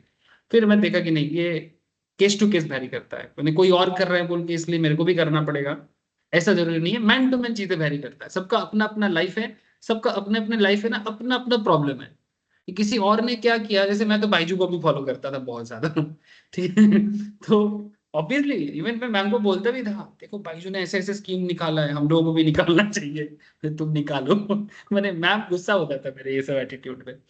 तो ऐसे में मैम का बात सुनता था, ऐसा नहीं कि मैं हर बात को इग्नोर करता था, नहीं नहीं तुमको नहीं कुछ नहीं आता, ऐसा नहीं। मैम जो भी बोलता था मैं उसको थोड़ा माइन्यूटली सुनता था कि क्या कहना चाहता है। कभी कभी उसके बाद भी कुछ चीजें अपना दिमाग लगाया, फिर मुश्किल झेला, तो फिर वो अलग बात है। लेकिन जब कोई मुझे बोलता है ना, मैं बोलता भाई कुछ करना है तो पहले ना घर पे बना इस चीज को, छोटा से छोटा 10 का चीज को 20 में बेच, 20 का चीज को 40 में बेच, अगर प्रोडक्ट बिजनेस का बात हो रहा है। ठीक है, सर्विस तो स्किल बेस्ड चीज है ना सर, सर्विस तुम किसी को दे नहीं सकते। जैसे मुझे जो चीज आता है वो मेरे अंदर ही है, ठीक है, और इसको ना तो मैं स्टोर कर सकता हूँ। जैसे अभी आपको मैं बोल रहा हूँ, वो अलग बात कि आजकल रिकॉर्डिंग होता है वो अलग चीज है, लेकिन रिकॉर्डिंग अलग चीज है। ये जो एक्सपीरियंस आप लोग अभी कर रहे हो, ठीक है, इसका कोई स्टोरिंग नहीं होता। और सर्विस टोटली एक स्किल बेस्ड कॉन्सेप्ट है, जब मिल रहा है तभी मिलेगा, बाद में नहीं होगा। गुड्स के केस में ऐसा नहीं है, वो प्रोडक्ट की क्वालिटी एंड एवरीथिंग पे डिपेंड करता है। तो हर चीज का अपना अपना लेवल है। चलो ये बिजनेस एंटरप्रेन्योरशिप का क्लास नहीं है, चलो छोड़ो। Particular of the complete address of the premises where goods are stored by him, including goods stored during transit, along with the particulars of the stock stored there. वो भी मैंने क्या है उधर, समझ रहे हो क्यों इतना सारा बात कर रहे हैं, घोटाला। हर एक चीज का इंफॉर्मेशन मेंटेन करना पड़ेगा, क्यों? क्योंकि लोग सरकार को धोखा देता है, हर लोग इंसान एक दूसरे को धोखा देता है, तो सरकार को धोखा देना तो नॉर्मल सी बात है सर। ठीक है, इंसान का आजकल फितरत ही धोखा है। मैंने, मैं तो बहुत ही रेयर इंसान मुझे मिलता है कि जो धोखा नहीं दे सकता। मैंने ऐसा मैं देख रहा हूँ सर, तजुर्बे के थ्रू से। धोखा कभी कौन किस एंगल से धोखा दे देगा, तुम ढूंढ ही नहीं पाओगे। और उसके बीच में अगर तुमको एक दो अच्छा इंसान मिल जाए ना, वो दिल पे बस जाते हैं, समझ रहे सर। तो ऐसे हालत में सरकार को धोखा देना तो मतलब एकदम बेसिक बातें हैं। इसलिए सरकार भी आजकल ना बड़ा रूल्स रेगुलेशन टाइट करके चलते हैं। तो particulars of the complete address of the premises where goods are stored by him, including goods stored during transit, along with the particular of the stock stored there. मैंने अगर कुछ goods transit में भी है उसका भी हिसाब देखो। तो आपका कोई गुड्स आ रहा है रास्ते में, जैसे मानो अगर आप बड़ा कंपनी चलाते हो, से फॉर एग्जांपल Amazon फ्लिपकार्ट जैसे बिजनेस, इनका कितना, अभी आपसे बात कर रहा हूँ, जस्ट इमेजिन करो कितना रास्ता में गुड्स होगा, कितना लोग अभी फोन रिसीव करने के लिए बैठा है घर पे, है ना, या जो भी चीजें वो ऑर्डर किया है वो रिसीव करने के लिए बैठा है घर पे। तो उनका तो कितना सारा चीजें ट्रांसलेट में हो सकता है, हर चीज का हिसाब किताब होना चाहिए, ताकि बाद में इवन मानो गुड्स रिटर्न भी होता है तो वो रिटर्न गुड्स का भी क्या हिसाब है, उनको वो भी मेंटेन करना पड़ता है। और ये सब बड़े बड़े बिजनेस में तो बहुत झमेला है। अभी प्रोडक्ट मिला 2 मिनट में रिटर्न हो गया, पहले सेल जनरेट किया फिर उसको रिटर्न गुड्स जनरेट किया, पहले जीएसटी मिल गया था बाद में जीएसटी रिवर्स करना पड़ता है। जस्ट इमेजिन करो कितना कॉम्प्लेक्स सिचुएशंस हो सकता है। मैंने एक बार जीएसटी जनरेट हो गया, सरकार ने में मेरा पैसा मिल गया, अब बाद में जब वो प्रोडक्ट रिटर्न हुआ, हाँ, तो साथ में जीएसटी भी तो रिटर्न होता है, क्योंकि सेल ही तो नहीं हो रहा है तो सरकार जीएसटी आपसे मांगेगा कैसे।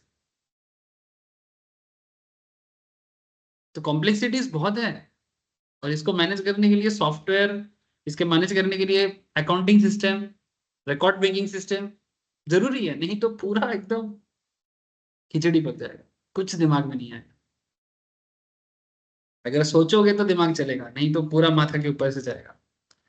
अच्छा, और देखो वो लोग जैसे बड़ा बड़ा कंपनी, स्पेशली Amazon फ्लिपकार्ट जैसे बड़े बड़े जो गुडविल वाला कंपनी है, ये लोग रिफंड इशू करता है ना, कि अगर मानो आपका गुड्स रिटर्न हो जाता है तो फिर वो रिफंड दे देता है। तो ये पूरा रिफंड प्रोसेस भी ये लोग कितना स्मूथली करता है। एक आध केसेस होता है जहां पर वो प्रॉब्लम क्रिएट होता है, वो अलग बात है, लेकिन 90% केस में या 99% केस में मैंने स्टार्टिंग से देखा कि इनका रिफंड सेटलमेंट भी काफी अच्छा है। और आजकल इतना बिलीफ सिस्टम तो ये लोग डेवलप कर ही लिया है कि कस्टमर प्रोडक्ट ऑर्डर करने पे भी झिझकते नहीं है, और उसके बाद रिटर्न करने पे भी नहीं झिझकते, अरे मिल जाएगा पैसा, है ना। तो ये कॉन्फिडेंस इतना आसान नहीं है सर। लोग कितना महंगा महंगा चीज खरीदते हैं आजकल ऑनलाइन में, कौन जाएगा स्टोर में।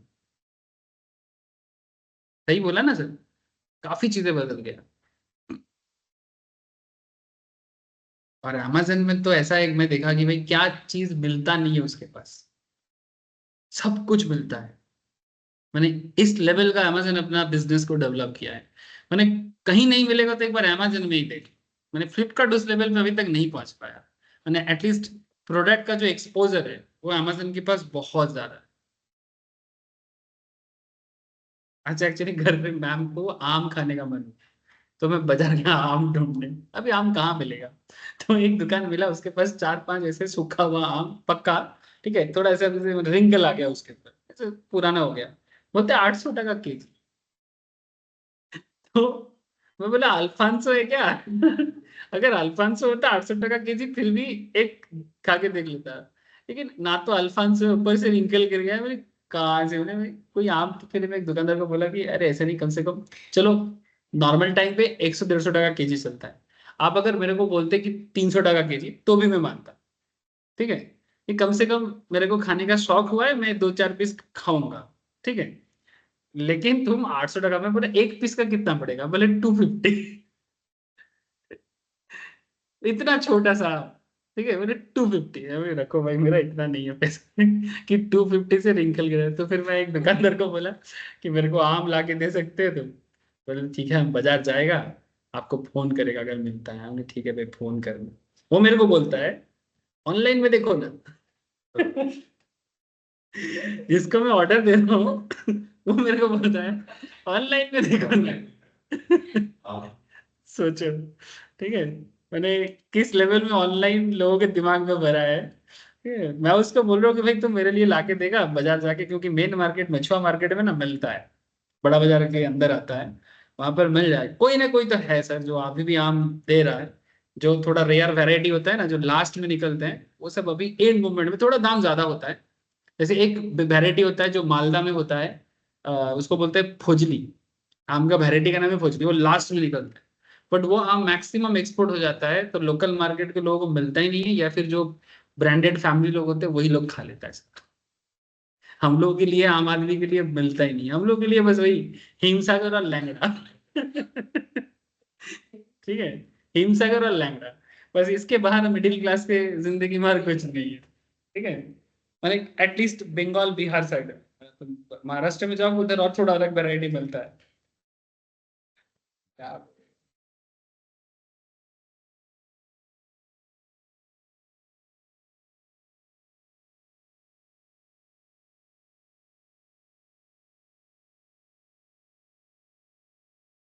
चलो, तो फिर हर चीज का हिसाब, ठीक है, जहां गड़बड़ वहीं पर गवर्नमेंट तुमको छोड़ने वाला है। However, if any taxable goods are found to be stored at any place other than those so declared without the cover of any valid documents, the proper officer shall determine the amount of tax payable on such goods as if such goods have been supplied by the registered person. समझ गए? If any taxable goods are found to be stored at any place other than those so declared, माने आपके registered godown को छोड़ के अगर किसी और जगह में कोई प्रोडक्ट आपका मिलता है और पता चलता है कि ये गुड्स आपका ही है, कोई ना कोई तो बता ही देगा, ये मिस्टर उसका है, ये मिस्टर उसका है, बोल देगा ना। अरे दारवान, सामने वाला पान वाला, रिक्शा वाला, कोई तो बोल देगा कि कौन आता है इस गोडाउन में।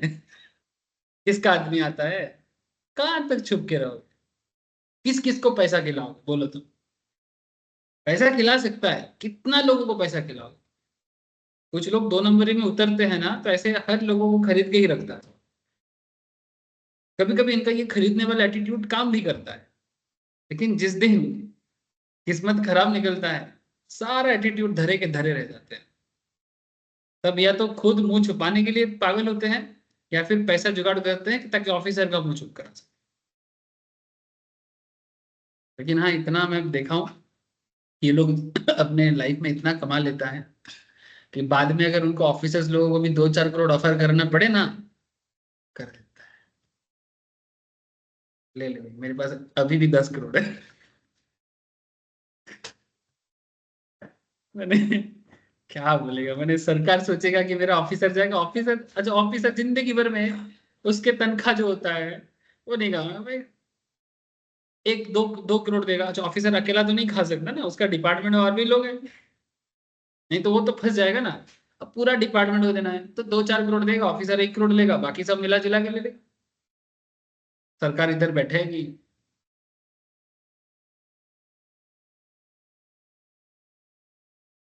सेटल्ड हो चुका है। जो भी हो, आप लोग मुद्दा समझ गए ना कि अकाउंटिंग एंड रिकॉर्ड का मुद्दा क्या है। इसके लिए मैं आपको इतना सारा कहानी इसलिए बोला क्योंकि जो तो लिखा हुआ है वो आप भी पढ़ सकते हो, जो मैं आपको पढ़ा रहा हूँ, लेकिन ये क्यों लिखा हुआ है अगर ये आप नहीं समझ सकते। लिखा तो पूरा किताब में, जिस दिन से आप इंस्टीट्यूट में रजिस्टर किया उस दिन से किताब मिला है, उस दिन से सब कुछ लिखा हुआ है। लेकिन लिखा क्यों हुआ है अगर ये पता चल जाए तो पढ़ने का मजा आ जाए। A supplier is required to maintain following records related to stock of goods and tax details. However, a supplier who has opted for composition scheme is not required to maintain such records. हाँ, ये बात भी याद रखिएगा। Composition dealer होते हैं sir, ये कौन होते हैं sir? Composition dealer basically regular tax payers जो होते हैं उनसे थोड़ा अलग होते हैं। कॉम्पोजिशन टैक्स पेयर्स को ना जीएसटी में वो रजिस्टर करता है, बट ऐसे कॉम्पोजिशन करता है। माने गवर्नमेंट इनको बोला है कि आप किसी से जीएसटी कलेक्ट नहीं कर सकते। इनका सबसे बड़ा जो कैरेक्टर है, ये किसी से जीएसटी कलेक्शन नहीं कर सकता। माने एक्चुअली क्या है कि गवर्नमेंट देखा अपने इंडियन सेटअप में कि मिडिल क्लास बिजनेसमैन बहुत ज्यादा है, और मिडिल क्लास का संख्या इतना ज्यादा है कि इनसे गवर्नमेंट को अगर पैसा नहीं मिलेगा तो गवर्नमेंट का एक बहुत बड़ा नुकसान है। क्योंकि देश का मैंने 80% जनसंख्या तो मिडिल क्लास है, और अगर मिडिल क्लास ही जीएसटी स्ट्रक्चर से बाहर हो जाएगा, अगर हर कोई मिलके 1-1 टका भी देता है तो भी सरकार को कुछ ना कुछ मिलता है।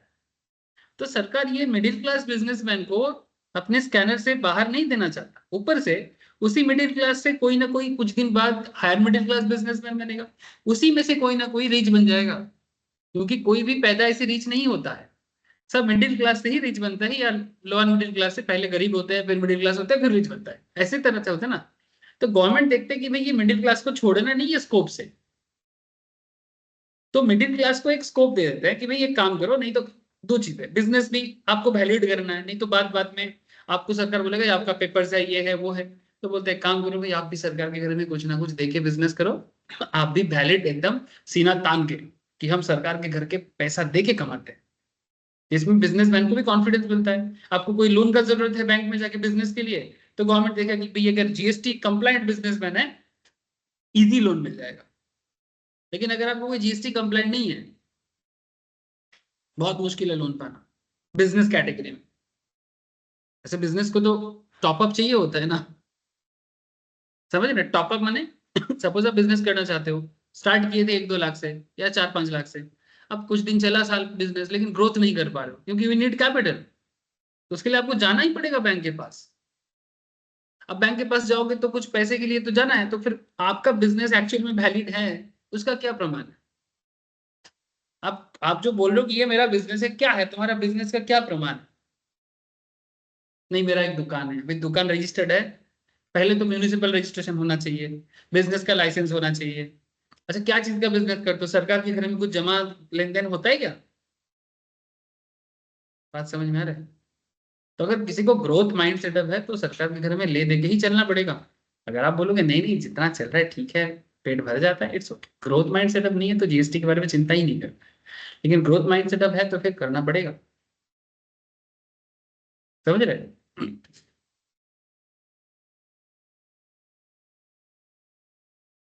तो कॉम्पोजिशन स्कीम वाले कौन है? ये लोग लंप सम में एनुअली टैक्स पे करता है और क्वार्टरली रिटर्न फाइल करता है। या फिर इनका और एक स्कीम चलता है क्यूआरएमपी, मैं रिटर्न फाइलिंग के चैप्टर में बताऊंगा। क्वार्टरली टैक्स पे करेगा और मंथली रिटर्न फाइल करेगा। ऐसा ऐसा कॉन्सेप्ट चलता है। ये कॉम्पोजिशन स्कीम वाले को कैसे कैसे करना है, इनका क्या स्कीम है, वो रिटर्न फाइलिंग चैप्टर में आपको डिटेल्स में पता चल जाएगा कि रेगुलर को क्या करना पड़ता है रिटर्न फाइलिंग के टाइम पे और कॉम्पोजिशन को क्या करना पड़ता है। बस एक चीज दिमाग में रखो, कॉम्पोजिशन को, अच्छा और एक चीज, क्योंकि ये जीएसटी कलेक्ट नहीं कर पाते तो कॉम्पोजिशन को आईटीसी भी नहीं मिलता है, और इनपुट टैक्स क्रेडिट अगर आपको नहीं मिलता है तो जीएसटी आपके ऊपर बर्डन है। तो अल्टीमेटली कॉम्पोजिशन वाले के लिए ना जीएसटी एक बर्डन ही है। लेकिन जस्ट बिकॉज कि गवर्नमेंट के घर में एक रजिस्टर्ड जीएसटी कंप्लाइंट होकर काम करने के लिए इनको कॉम्पोजिशन स्कीम में आना पड़ता है, नहीं तो सरकार बात बात में ये पेपर वो पेपर करके माथा खराब करता है। लेकिन जिस दिन आप जीएसटी ले देके काम करना चालू कर दोगे आपके लिए बेहतर है, क्योंकि आपको आईटीसी मिलेगा ना, तो जीएसटी बर्डन में आपको काफी सुविधा होगा। क्योंकि कॉम्पोजिशन वालों को ना तो जीएसटी कलेक्ट करने का राइट है और ना ही आईटीसी क्लेम करने का राइट है। लेकिन ये मार्केट से जो भी प्रोडक्ट परचेस करने जाएगा उनको जीएसटी दे के ही खरीद के लाना पड़ेगा। मानो आप एक सिंपल, मैं इसका एग्जांपल ऐसे देता हूँ, मानो आप एक कॉस्मेटिक्स बिजनेस करते हो आपके लोकल एरिया में, माने एक मिडिल क्लास लोकल है जैसे केस्टोपुर बागेटी के अंदर, ठीक है, ऐसे एरिया में, इवन सॉल्ट लेक के अंदर भी किसी एक दुकान के अंदर ऐसे होते हैं। सॉल्ट लेक में कॉम्प्लेक्स टाइप है, बाजार मार्केट टाइप होते हैं, उसके अंदर भी आपका छोटा सा दुकान है। तो आपका जो कस्टमर है ना, वो कोई ऐसे रिच कस्टमर नहीं है जो जीएसटी एकदम ऐसे चुटकी है, जी फर्क नहीं, चिंदा पैसा है फर्क नहीं पड़ता, ऐसा कस्टमर नहीं है आपका। अगर आप जीएसटी मांग लोगे तो कस्टमर बोलेगा जीएसटी देके कॉस्मेटिक यूज करना है, कभी नहीं आएंगे आपके दुकान। आप बोलो ना, आप लोग जीएसटी देके कॉस्मेटिक्स खरीदते हो क्या? ऑनलाइन का बात अलग है। नॉर्मल दुकान में क्या आप जीएसटी देके कॉस्मेटिक्स खरीद के लाते हो कि भैया एक शैम्पू का डिब्बा देना, जीएसटी भी देते हो क्या उसमें? हाँ, नहीं देते। प्रोडक्ट के दाम के अंदर जो इंक्लूसिव ऑफ टैक्सेस है वो देते हो, लेकिन वो दुकानदार आपसे जीएसटी कलेक्ट करता है क्या?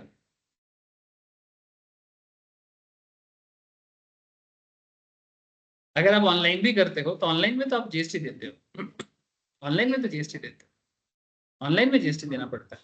लेकिन नॉर्मल दुकानदार के पास जाके आप शैम्पू का बॉटल लेके आओगे या कोई फेस पाउडर फेस वॉश क्या क्या सब होता है सर, ठीक है, तो वो सब में तो नॉर्मली हम लोग जीएसटी, मैं तो कभी कभी मैम के लिए लेके आता हूँ लोकल दुकान से। ऑफलाइन में दाम कम होता है, वो ऑनलाइन वाले ऑफर चलाता है, ऑफलाइन वाले ऑनलाइन वाले ऑफर चलाता है। लेकिन अगर टैक्स मैटर का बात हो तो ऑफलाइन ही सस्ता होता है। ये जो ग्रोसरी, तुम ब्लिंकिट में या जेप्टो में ग्रोसरी लेते हो, सेम पैसे से तुम 2 बार ग्रोसरी खरीद सकते हो नॉर्मल मार्केट से। हट रे, पैकेजिंग प्रोडक्ट छोड़ के, पैकेजिंग प्रोडक्ट जो होते हैं ना उसको साइड करो, ठीक है, लेकिन तुम नॉर्मल पैसा लेके नॉर्मल दुकान में जाओ, चाल आटा तुमको अच्छा ही क्वालिटी मिलेगा, कोई खराब चीज नहीं मिलेगा, ठीक है। ब्रांडेड, हाँ ब्रांडेड लोगे तो कोई फर्क नहीं। तुम बोलोगे मैं टाटा संपन्न का ही प्रोडक्ट, ठीक है, या फिर मुझे सारा के सारे अदानी का ही प्रोडक्ट एकदम ब्रांडेड वाला प्रोडक्ट चाहिए, तब ऑनलाइन ऑफलाइन में एज सच कोई डिफरेंस नहीं है। उल्टा ऑफलाइन में ऑनलाइन में तुमको एक डिलीवरी फी देना पड़ेगा, उसके साथ उनका एक सर्विस चार्ज प्लेटफॉर्म फी, ये सब मिला जुला के कुछ ना कुछ देना पड़ता है, और साथ में लोग कुछ ऑफर जोड़ता है। लेकिन मानो तुम वेजिटेबल ऑनलाइन में ऑर्डर करोगे, ठीक है, फ्रूट्स ऑनलाइन में ऑर्डर करोगे, मैं करके देखता हूँ ना सर, मैं ऑनलाइन में भी लेता हूँ कभी कभी, रेयरली, जब किसी कारण से सारा क्लास में इतना बिजी हूँ कि जाने का टाइम नहीं मिल रहा है और घर पे कुछ नहीं है और बारिश भी इतना हो रहा है कि नहीं जा पा रहा हूँ, तो ऐसे केसेस में कभी कभी महीने में एक आध बार मैं करता हूँ। मैं मैम को हमेशा बोलता हूँ कि अगर पैकेजिंग प्रोडक्ट्स है तो ऑनलाइन में रोड करके रखना, मैं कर दूंगा, क्योंकि उसमें डिफरेंस उतना कुछ नहीं होगा, 20-30 टका इधर उधर चलता है। लेकिन अगर डिफरेंस 200-400 का है तो मैम खुद भी बोलते हैं कि फ्रेश वेजिटेबल्स और फ्रूट्स ऑनलाइन में मत करो, क्वालिटी भी अच्छा नहीं होता। तो मैं एक बार किया था ऑनलाइन में fresh vegetables fruits and groceries, मेरा 4,500 का बिल पड़ा था, मैंने ज्यादा ही किया था थोड़ा। सेम चीज लेके मैं एक दिन मार्केट से आया, तुम बिलीव नहीं करेगा, 500 टका में, 500 रुपीज में मैं इतना वेजिटेबल घर लेके आया। मैं मैम को बोला देखो 500 टका में इतना भारी है कि मेरे को लग रहा है कि कोई अगर मेरे साथ आता तो अच्छा होता, क्योंकि मेरे से अकेला इतना चला नहीं जा रहा है, इतना भारी है बैग, और बार्गेन भी हो सकता है। और 500 टका में ऑनलाइन में तुमको जो सब्जी मिलेगा, पहला तो वो खाने लायक उतना होता नहीं है, 2-4 दिन में सड़ जाएगा। तो डिफरेंस बहुत है, अगर कोई करेगा तो पता चलेगा, करेगा तो पता चलेगा, डिफरेंस बहुत है, मैंने आर्बिट्रेज वैल्यू है पूरा। मैंने तुम सिंपल बोल रहे हैं सर, तुम नॉर्मल दुकान से सामान खरीद के ऑनलाइन में लिस्टिंग करके बेचोगे तो भी कमा लोगे, इतना डिफरेंस है। मानो तुम नॉर्मल दुकान से प्रोडक्ट खरीदो, अपना एक वेबसाइट बनाओ, एक ऐप बनाओ, उस पर लिस्टिंग करके जेप्टो और ब्लिंकिट के रेट में बेचो, फिर भी इनकम हो जाएगा आपका। आपको सियालदा जाने का जरूरत नहीं है, माने होलसेल मार्केट भी जाने का जरूरत, इतना कमा सकते हैं। अरे आजकल क्या क्या लोग बिजनेस करता है, मैं उस दिन एक दिन का वीडियो देख रहा था, बहुत फेमस यूट्यूबर है, शायद आप लोग भी कभी ना कभी उनको सुने होंगे। वो बोल रहा था कि ये कुछ छोटा छोटा चीजें हैं, जैसे मानो कटर वगैरह होता है ना, सब्जी कटर, मशीनरीज प्रोडक्ट्स। उस दिन बोल रहा था कि वो अपना जिंदगी में फर्स्ट बिजनेस स्टार्ट किया था, ऑनलाइन प्रोडक्ट ही ऑनलाइन में बेचता था। तो उसने ना एक बहुत अच्छा एक चीज बताया उसमें, मैं सुन रहा था उसका बात। एक सब्जी कटर के ऊपर वो बिजनेस किया था, बोला था कि 1 लाख का टर्नओवर किया था सब्जी कटर बेच के। लेकिन वो उसके लिए ना तो कहीं जाता था, इंडिया मार्ट बोल के एक ऑनलाइन एक होता है सर, इंडिया मार्ट, ठीक है, वो एक्चुअली एक बिजनेस लिस्टिंग वाला एक वेबसाइट है, माने किसी का बिजनेस है वो प्रमाण के लिए होता है। तो इंडिया मार्ट बहुत सारा प्रोडक्ट लिस्टिंग भी करता है, और जरूरत पड़ने से आप वहां पर ऑर्डर करके P2P केस में घर पे भी लेके आ सकते हैं। तो वो इंडिया मार्ट में प्रोडक्ट को 100 रुपए से परचेज करता था, और Amazon फ्लिपकार्ट में 350 400 टका में बेचता था। ना कहीं जाना है ना कहीं आना है। एक ऐप से ऑर्डर किया, दूसरे ऐप से भेज दिया। क्योंकि नॉर्मल लोग इंडिया मार्ट में ऑर्डर नहीं करेगा, जैसे मैंने आपको बोला, आप लोग नाम ही नहीं जानते। मुझे पता है क्योंकि बिजनेस लिस्टिंग होता है, मेरा घर पे कुछ बिजनेसेस है, मैं इंडिया मार्ट में लिस्टिंग करके रखा। अगर आप होलसेलर हो, मैन्युफैक्चरर हो, हाँ, होलसेलर मैन्युफैक्चरर लोग इंडिया मार्ट में बिजनेस लिस्टिंग करता है। हाँ, मेनली B2B, ठीक है। तो इंडिया मार्ट में मैंने प्रोडक्ट लिया, और नॉर्मल आप लोग, माने रिटेलर लोग, हम लोग कभी भी इंडिया मार्ट में रिटेल परचेस तो नहीं करेंगे। मैं तो Amazon फ्लिपकार्ट में जाऊंगा, तो इंडिया पार्ट से खरीदो और Amazon फ्लिपकार्ट में बेचो।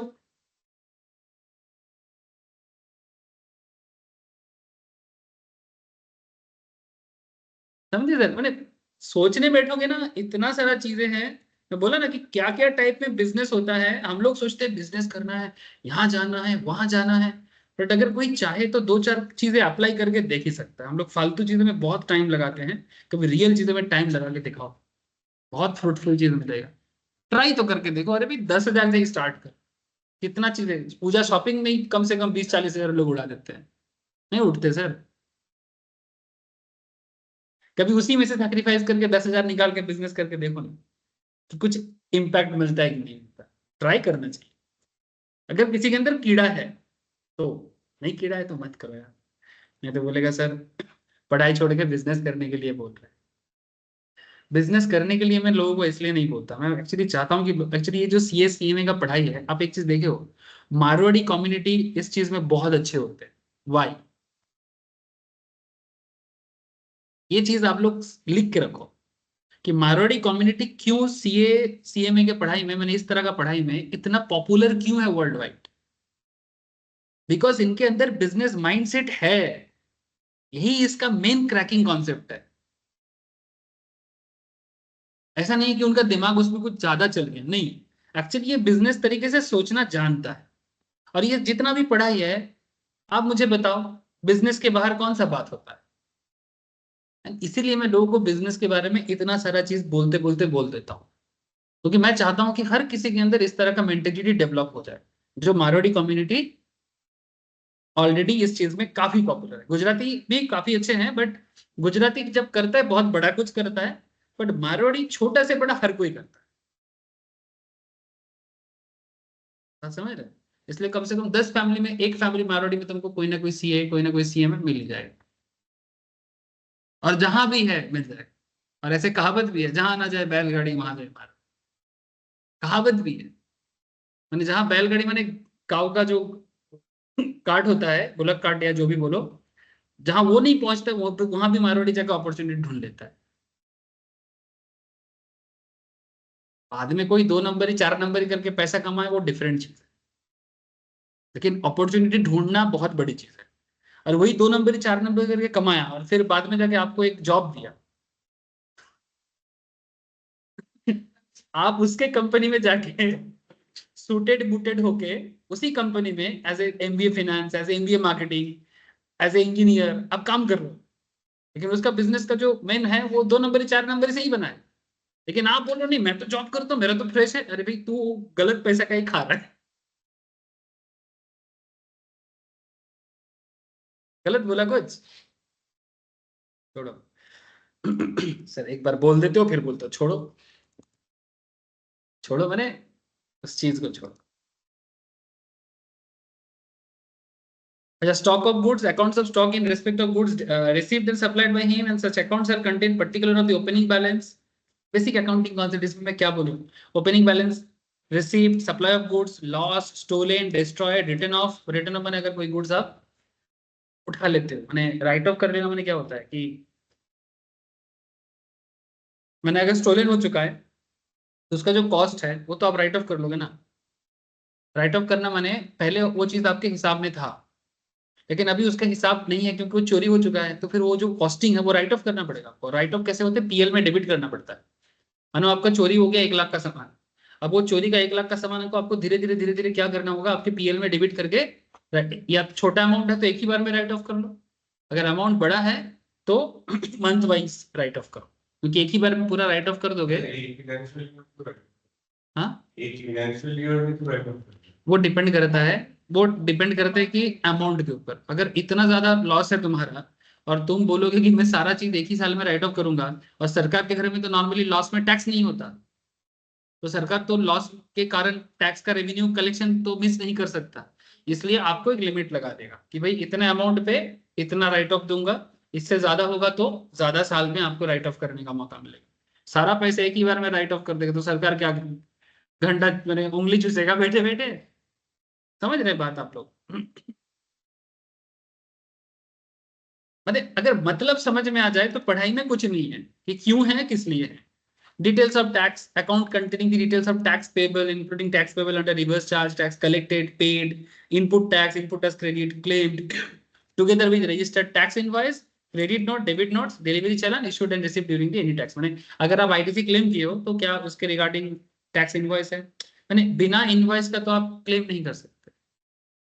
अगर आप आईटीसी क्लेम करोगे तो प्रॉपर इनवॉइस पे क्लेम करोगे ना, फालतू थोड़ी ना क्लेम कर पाओगे। और आजकल तो इतना अच्छा सिस्टम बन गया कि मानो हम सप्लायर है और रिसिपेंट को जब मैंने प्रोडक्ट दिया तो वो रिसीव किया, तो वो जब तक रिसिपेंट मैंने सप्लायर जो है मैंने रिसिपेंट को आईटीसी मिलता है, बायर को आईटीसी मिलता है। अब बायर तब तक आईटीसी क्लेम नहीं कर पाएगा जब तक सप्लायर वो चीज अपने जीएसटी प्रोफाइल में अपलोड नहीं करेगा। जब तक दोनों मैच नहीं होगा, दोनों आईटीसी मैच नहीं होने से वो आईटीसी सेटल नहीं होता है। मैंने दोनों का लेजर मैच करना पड़ेगा। अगर मैं बोल रहा हूँ कि मैं बायर हूँ तो उल्टे साइड में कोई तो सप्लायर है, तो वो सप्लायर भी रजिस्टर्ड है, मैं भी रजिस्टर्ड हूँ, तो उनका भी डिटेल्स होना चाहिए ना कि भाई ये मिस्टर एक्स को प्रोडक्ट बेचा था, इतने दाम पे बेचा था, इतना जीएसटी उसने दिया था।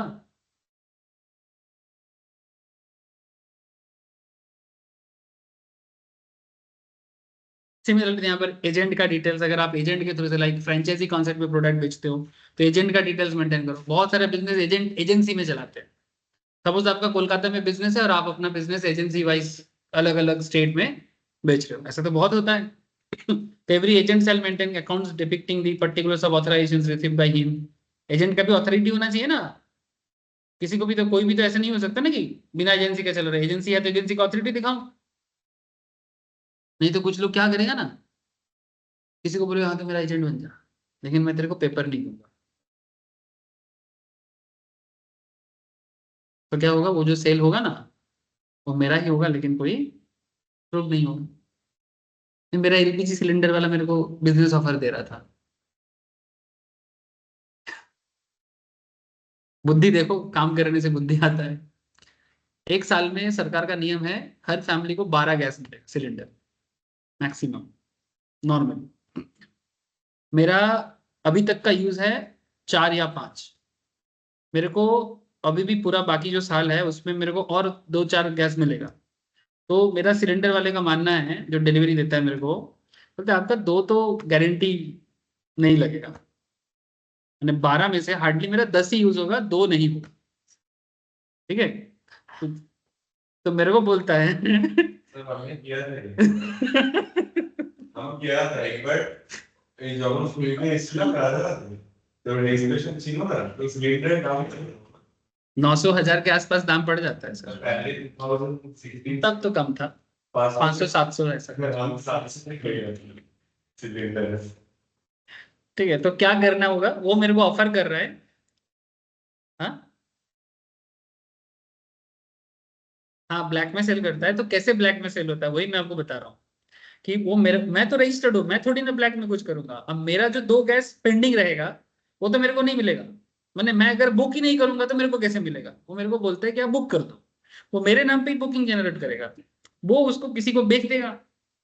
अगर मैं बोलूंगा अच्छा रिटर्न में खाली सिलेंडर रिटर्न में वो उसका बात है, वो कहाँ से वो खाली सिलेंडर मैनेज करेगा वो देख लेगा, उसमें उसको मेरे को नहीं समझना है।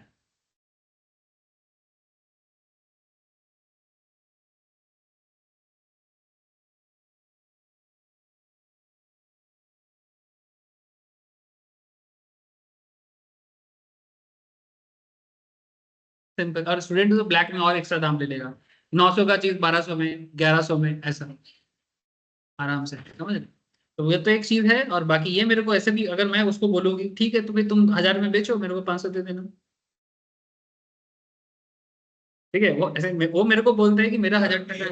हाँ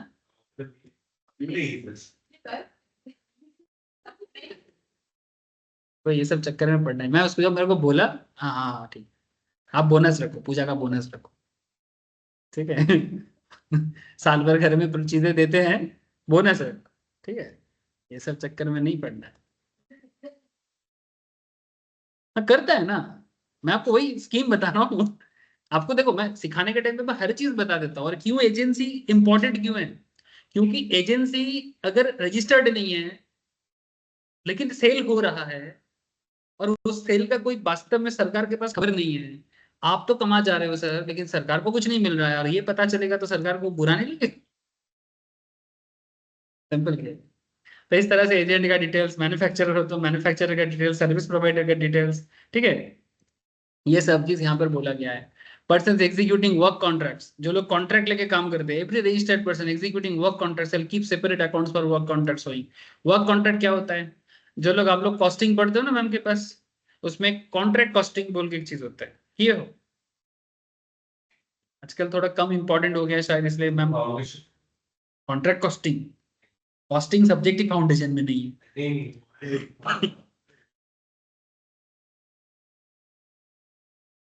ये फाउंडेशन में क्या था?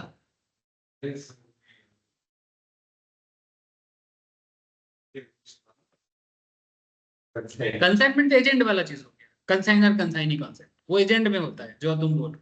कॉन्ट्रैक्ट कॉस्टिंग जो है वो अलग चीज, ठीक है। ये वर्क कॉन्ट्रैक्ट को जैसे होता है, मतलब बेसिकली इसमें क्या होता है ना, कि अगर आप किसी का कोई काम लेते हो, जैसे वर्क कॉन्ट्रैक्ट ऐसे होता है, जैसे मानो मेरे को एक बिल्डिंग, मानो मैं प्रोमोटर हूँ, बिल्डिंग बनाता हूँ, तो मेरे को बिल्डिंग बनाने के लिए मेरे पास पैसा है, लेकिन ये बिल्डिंग मैं नहीं बना सकता। मेरे पास पैसा है, मैं उद्योगपति हूँ, लेकिन मैं बिल्डिंग नहीं बना सकता। मेरे पास कोई बिल्डिंग बनाने वाला जो लोग होते हैं ना, वो लोग मेरे पास नहीं है, तो वो कॉन्ट्रैक्टर के पास होते हैं, तो मैं किसी को कॉन्ट्रैक्ट में दे दूंगा। तो जो मेरा कॉन्ट्रैक्ट लेगा वो क्या लेगा? कॉन्ट्रैक्ट, वो कॉन्ट्रैक्ट ले रहा है एक बिल्डिंग बनाने का खर्चा, वो मेरे को बजट देगा, कोटेशन दे देगा, इसको बनाने के लिए हम लोग इतना लेंगे, ठीक है। वो बिल्डिंग बना के रेडी करके दे देगा, मेरे को बोलेगा इतना माल मटेरियल लगेगा, इतना ये लगेगा, इतना हम लोग का है, बाकी आप देख लो। अब मानो एक 5 तला बिल्डिंग बनाने में मेरा, वो लोग मेरे को खर्चा बोला 70 लाख 80 लाख। अब मैं उसके ऊपर डिपेंड करके पर फ्लैट का दाम डिसाइड करूंगा, और उस पर मेरा जो टारगेट है वो मैं करूँ, कि अगर एक 80 लाख का फ्लैट बना के अगर मैं उसको 1.5 करोड़ में बेचा, तो मैं एक बिल्डिंग बना के 1 करोड़ कमाया।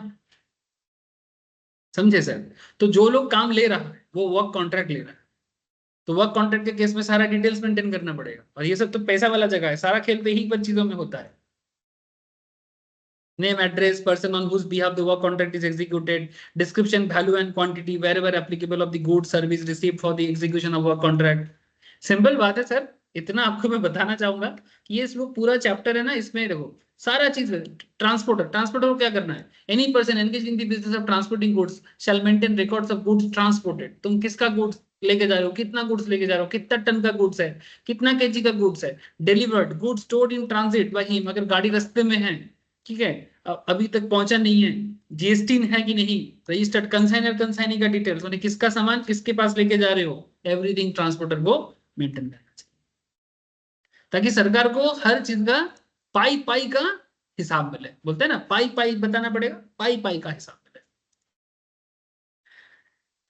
एक बार गो थ्रू करने के बाद, अच्छा एक बात यहाँ पर लिखा है sir, period of retention of accounts, every registered person required to keep and maintain books of accounts or other records in accordance with the provision of section 35 subsection 1 shall retain them until the expiry of 72 months। कितना होता है, 6 साल, from the due date of furnishing of annual return for the year pertaining to such accounts and records। हाँ 6 साल के बाद फेंक दो तो ठीक है, ठीक है। मैंने नॉर्मली क्या होता है ना, मैं आपको और एक घोटाला बोल के छोड़ता हूँ। ज्यादातर केस में जिसको घोटाले का इरादा जिनको रहता है ना, वो अकाउंटिंग रिकॉर्ड मिटा देता है। जिनको डुप्लीकेसी करना होता है वो डेली बेसिस में कोई अकाउंट मेंटेन ही नहीं करता, करेगा जितना जरूरत है, क्योंकि उनको भी देखो भाई ह्यूमन दिमाग है, एक सर्टेन लेवल के बाद फेलियर हो जाते हैं, ठीक है, कभी कभी तबीयत भी खराब रहता है, कितना दिमाग चलाओगे तुम, ठीक है। तो वो क्या करता है ना, जैसे मानो गाड़ी वाला ये सामान लेके जाएगा, कितना सामान है, कितना टन गाड़ी है, कहाँ खाली होगा, ठीक है, तो उनको कुछ तो हिसाब मेंटेन करना पड़ेगा कि मैं कितना टन गाड़ी भेजा, कितना गाड़ी में तेल लगा है, ड्राइवर का कितना सैलरी है, हेल्पर कितना लेगा, रास्ते में पुलिस कितना लेगा, ठीक है, रास्ते में अगर कोई क्या बोलते हैं उसको, अरे जहां से गाड़ी जाने के टाइम पे टोल कितना देना पड़ेगा, ठीक है, हिसाब तो करना पड़ेगा, कितना तुम सारा दिन में माथा खराब करो, तो हिसाब तो होता है। तो वो छोटा छोटा पर्चा में भी जो भी लिखा होता है ना, वो लास्ट में जब हिसाब सेटल हो जाते हैं, क्योंकि तुम्हें भी तो पेमेंट कलेक्ट करना है या पेमेंट देना है, तो तुम डेली बेसिस में कितना चीज दिमाग में, तुम बोलोगे मेरा दिमाग तो कंप्यूटर है, कंप्यूटर है, भाई सबका दिमाग थोड़ा बहुत कंप्यूटर है, किसी का थोड़ा तेज चलता है, किसी का थोड़ा कम चलता है, लेकिन कंप्यूटर कंप्यूटर बोल के कंप्यूटर भी तो हैंग होता है, उसमें भी तो हीटिंग इश्यूज आता है, तो दिमाग तो ऐसे भी हो सकता है। तो प्रॉब्लम क्या होता है, वो लोग क्या करते हैं, मैं ऐसे लोगों को देखा हूं सर, जैसे ही सारा सेटलमेंट हो गया संगे संग जला दिया, संगे संग, तुम्हारा हिसाब मेरा हिसाब खत्म, जल गया, कोई पेपर्स नहीं, भूल गया, पैसा देना था दे दिया, लेना था ले लिया, भूल गया, कुछ नहीं है, मैं कोई नहीं, मैं था ही नहीं, शिव जी।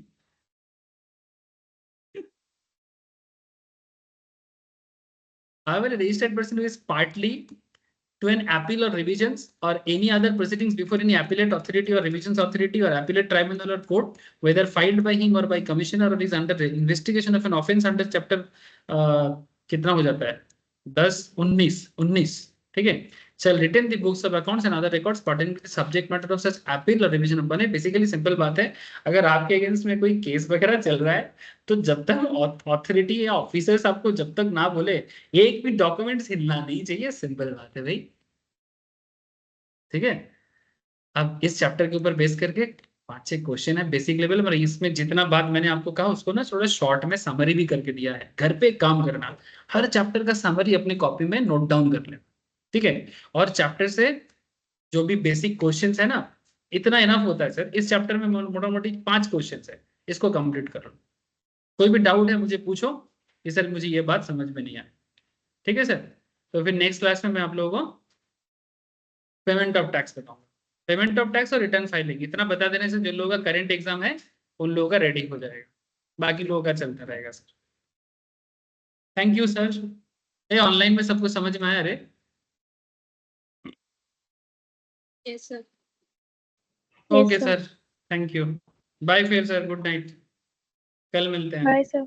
Bye sir. Bye sir. कल का, अच्छा भेज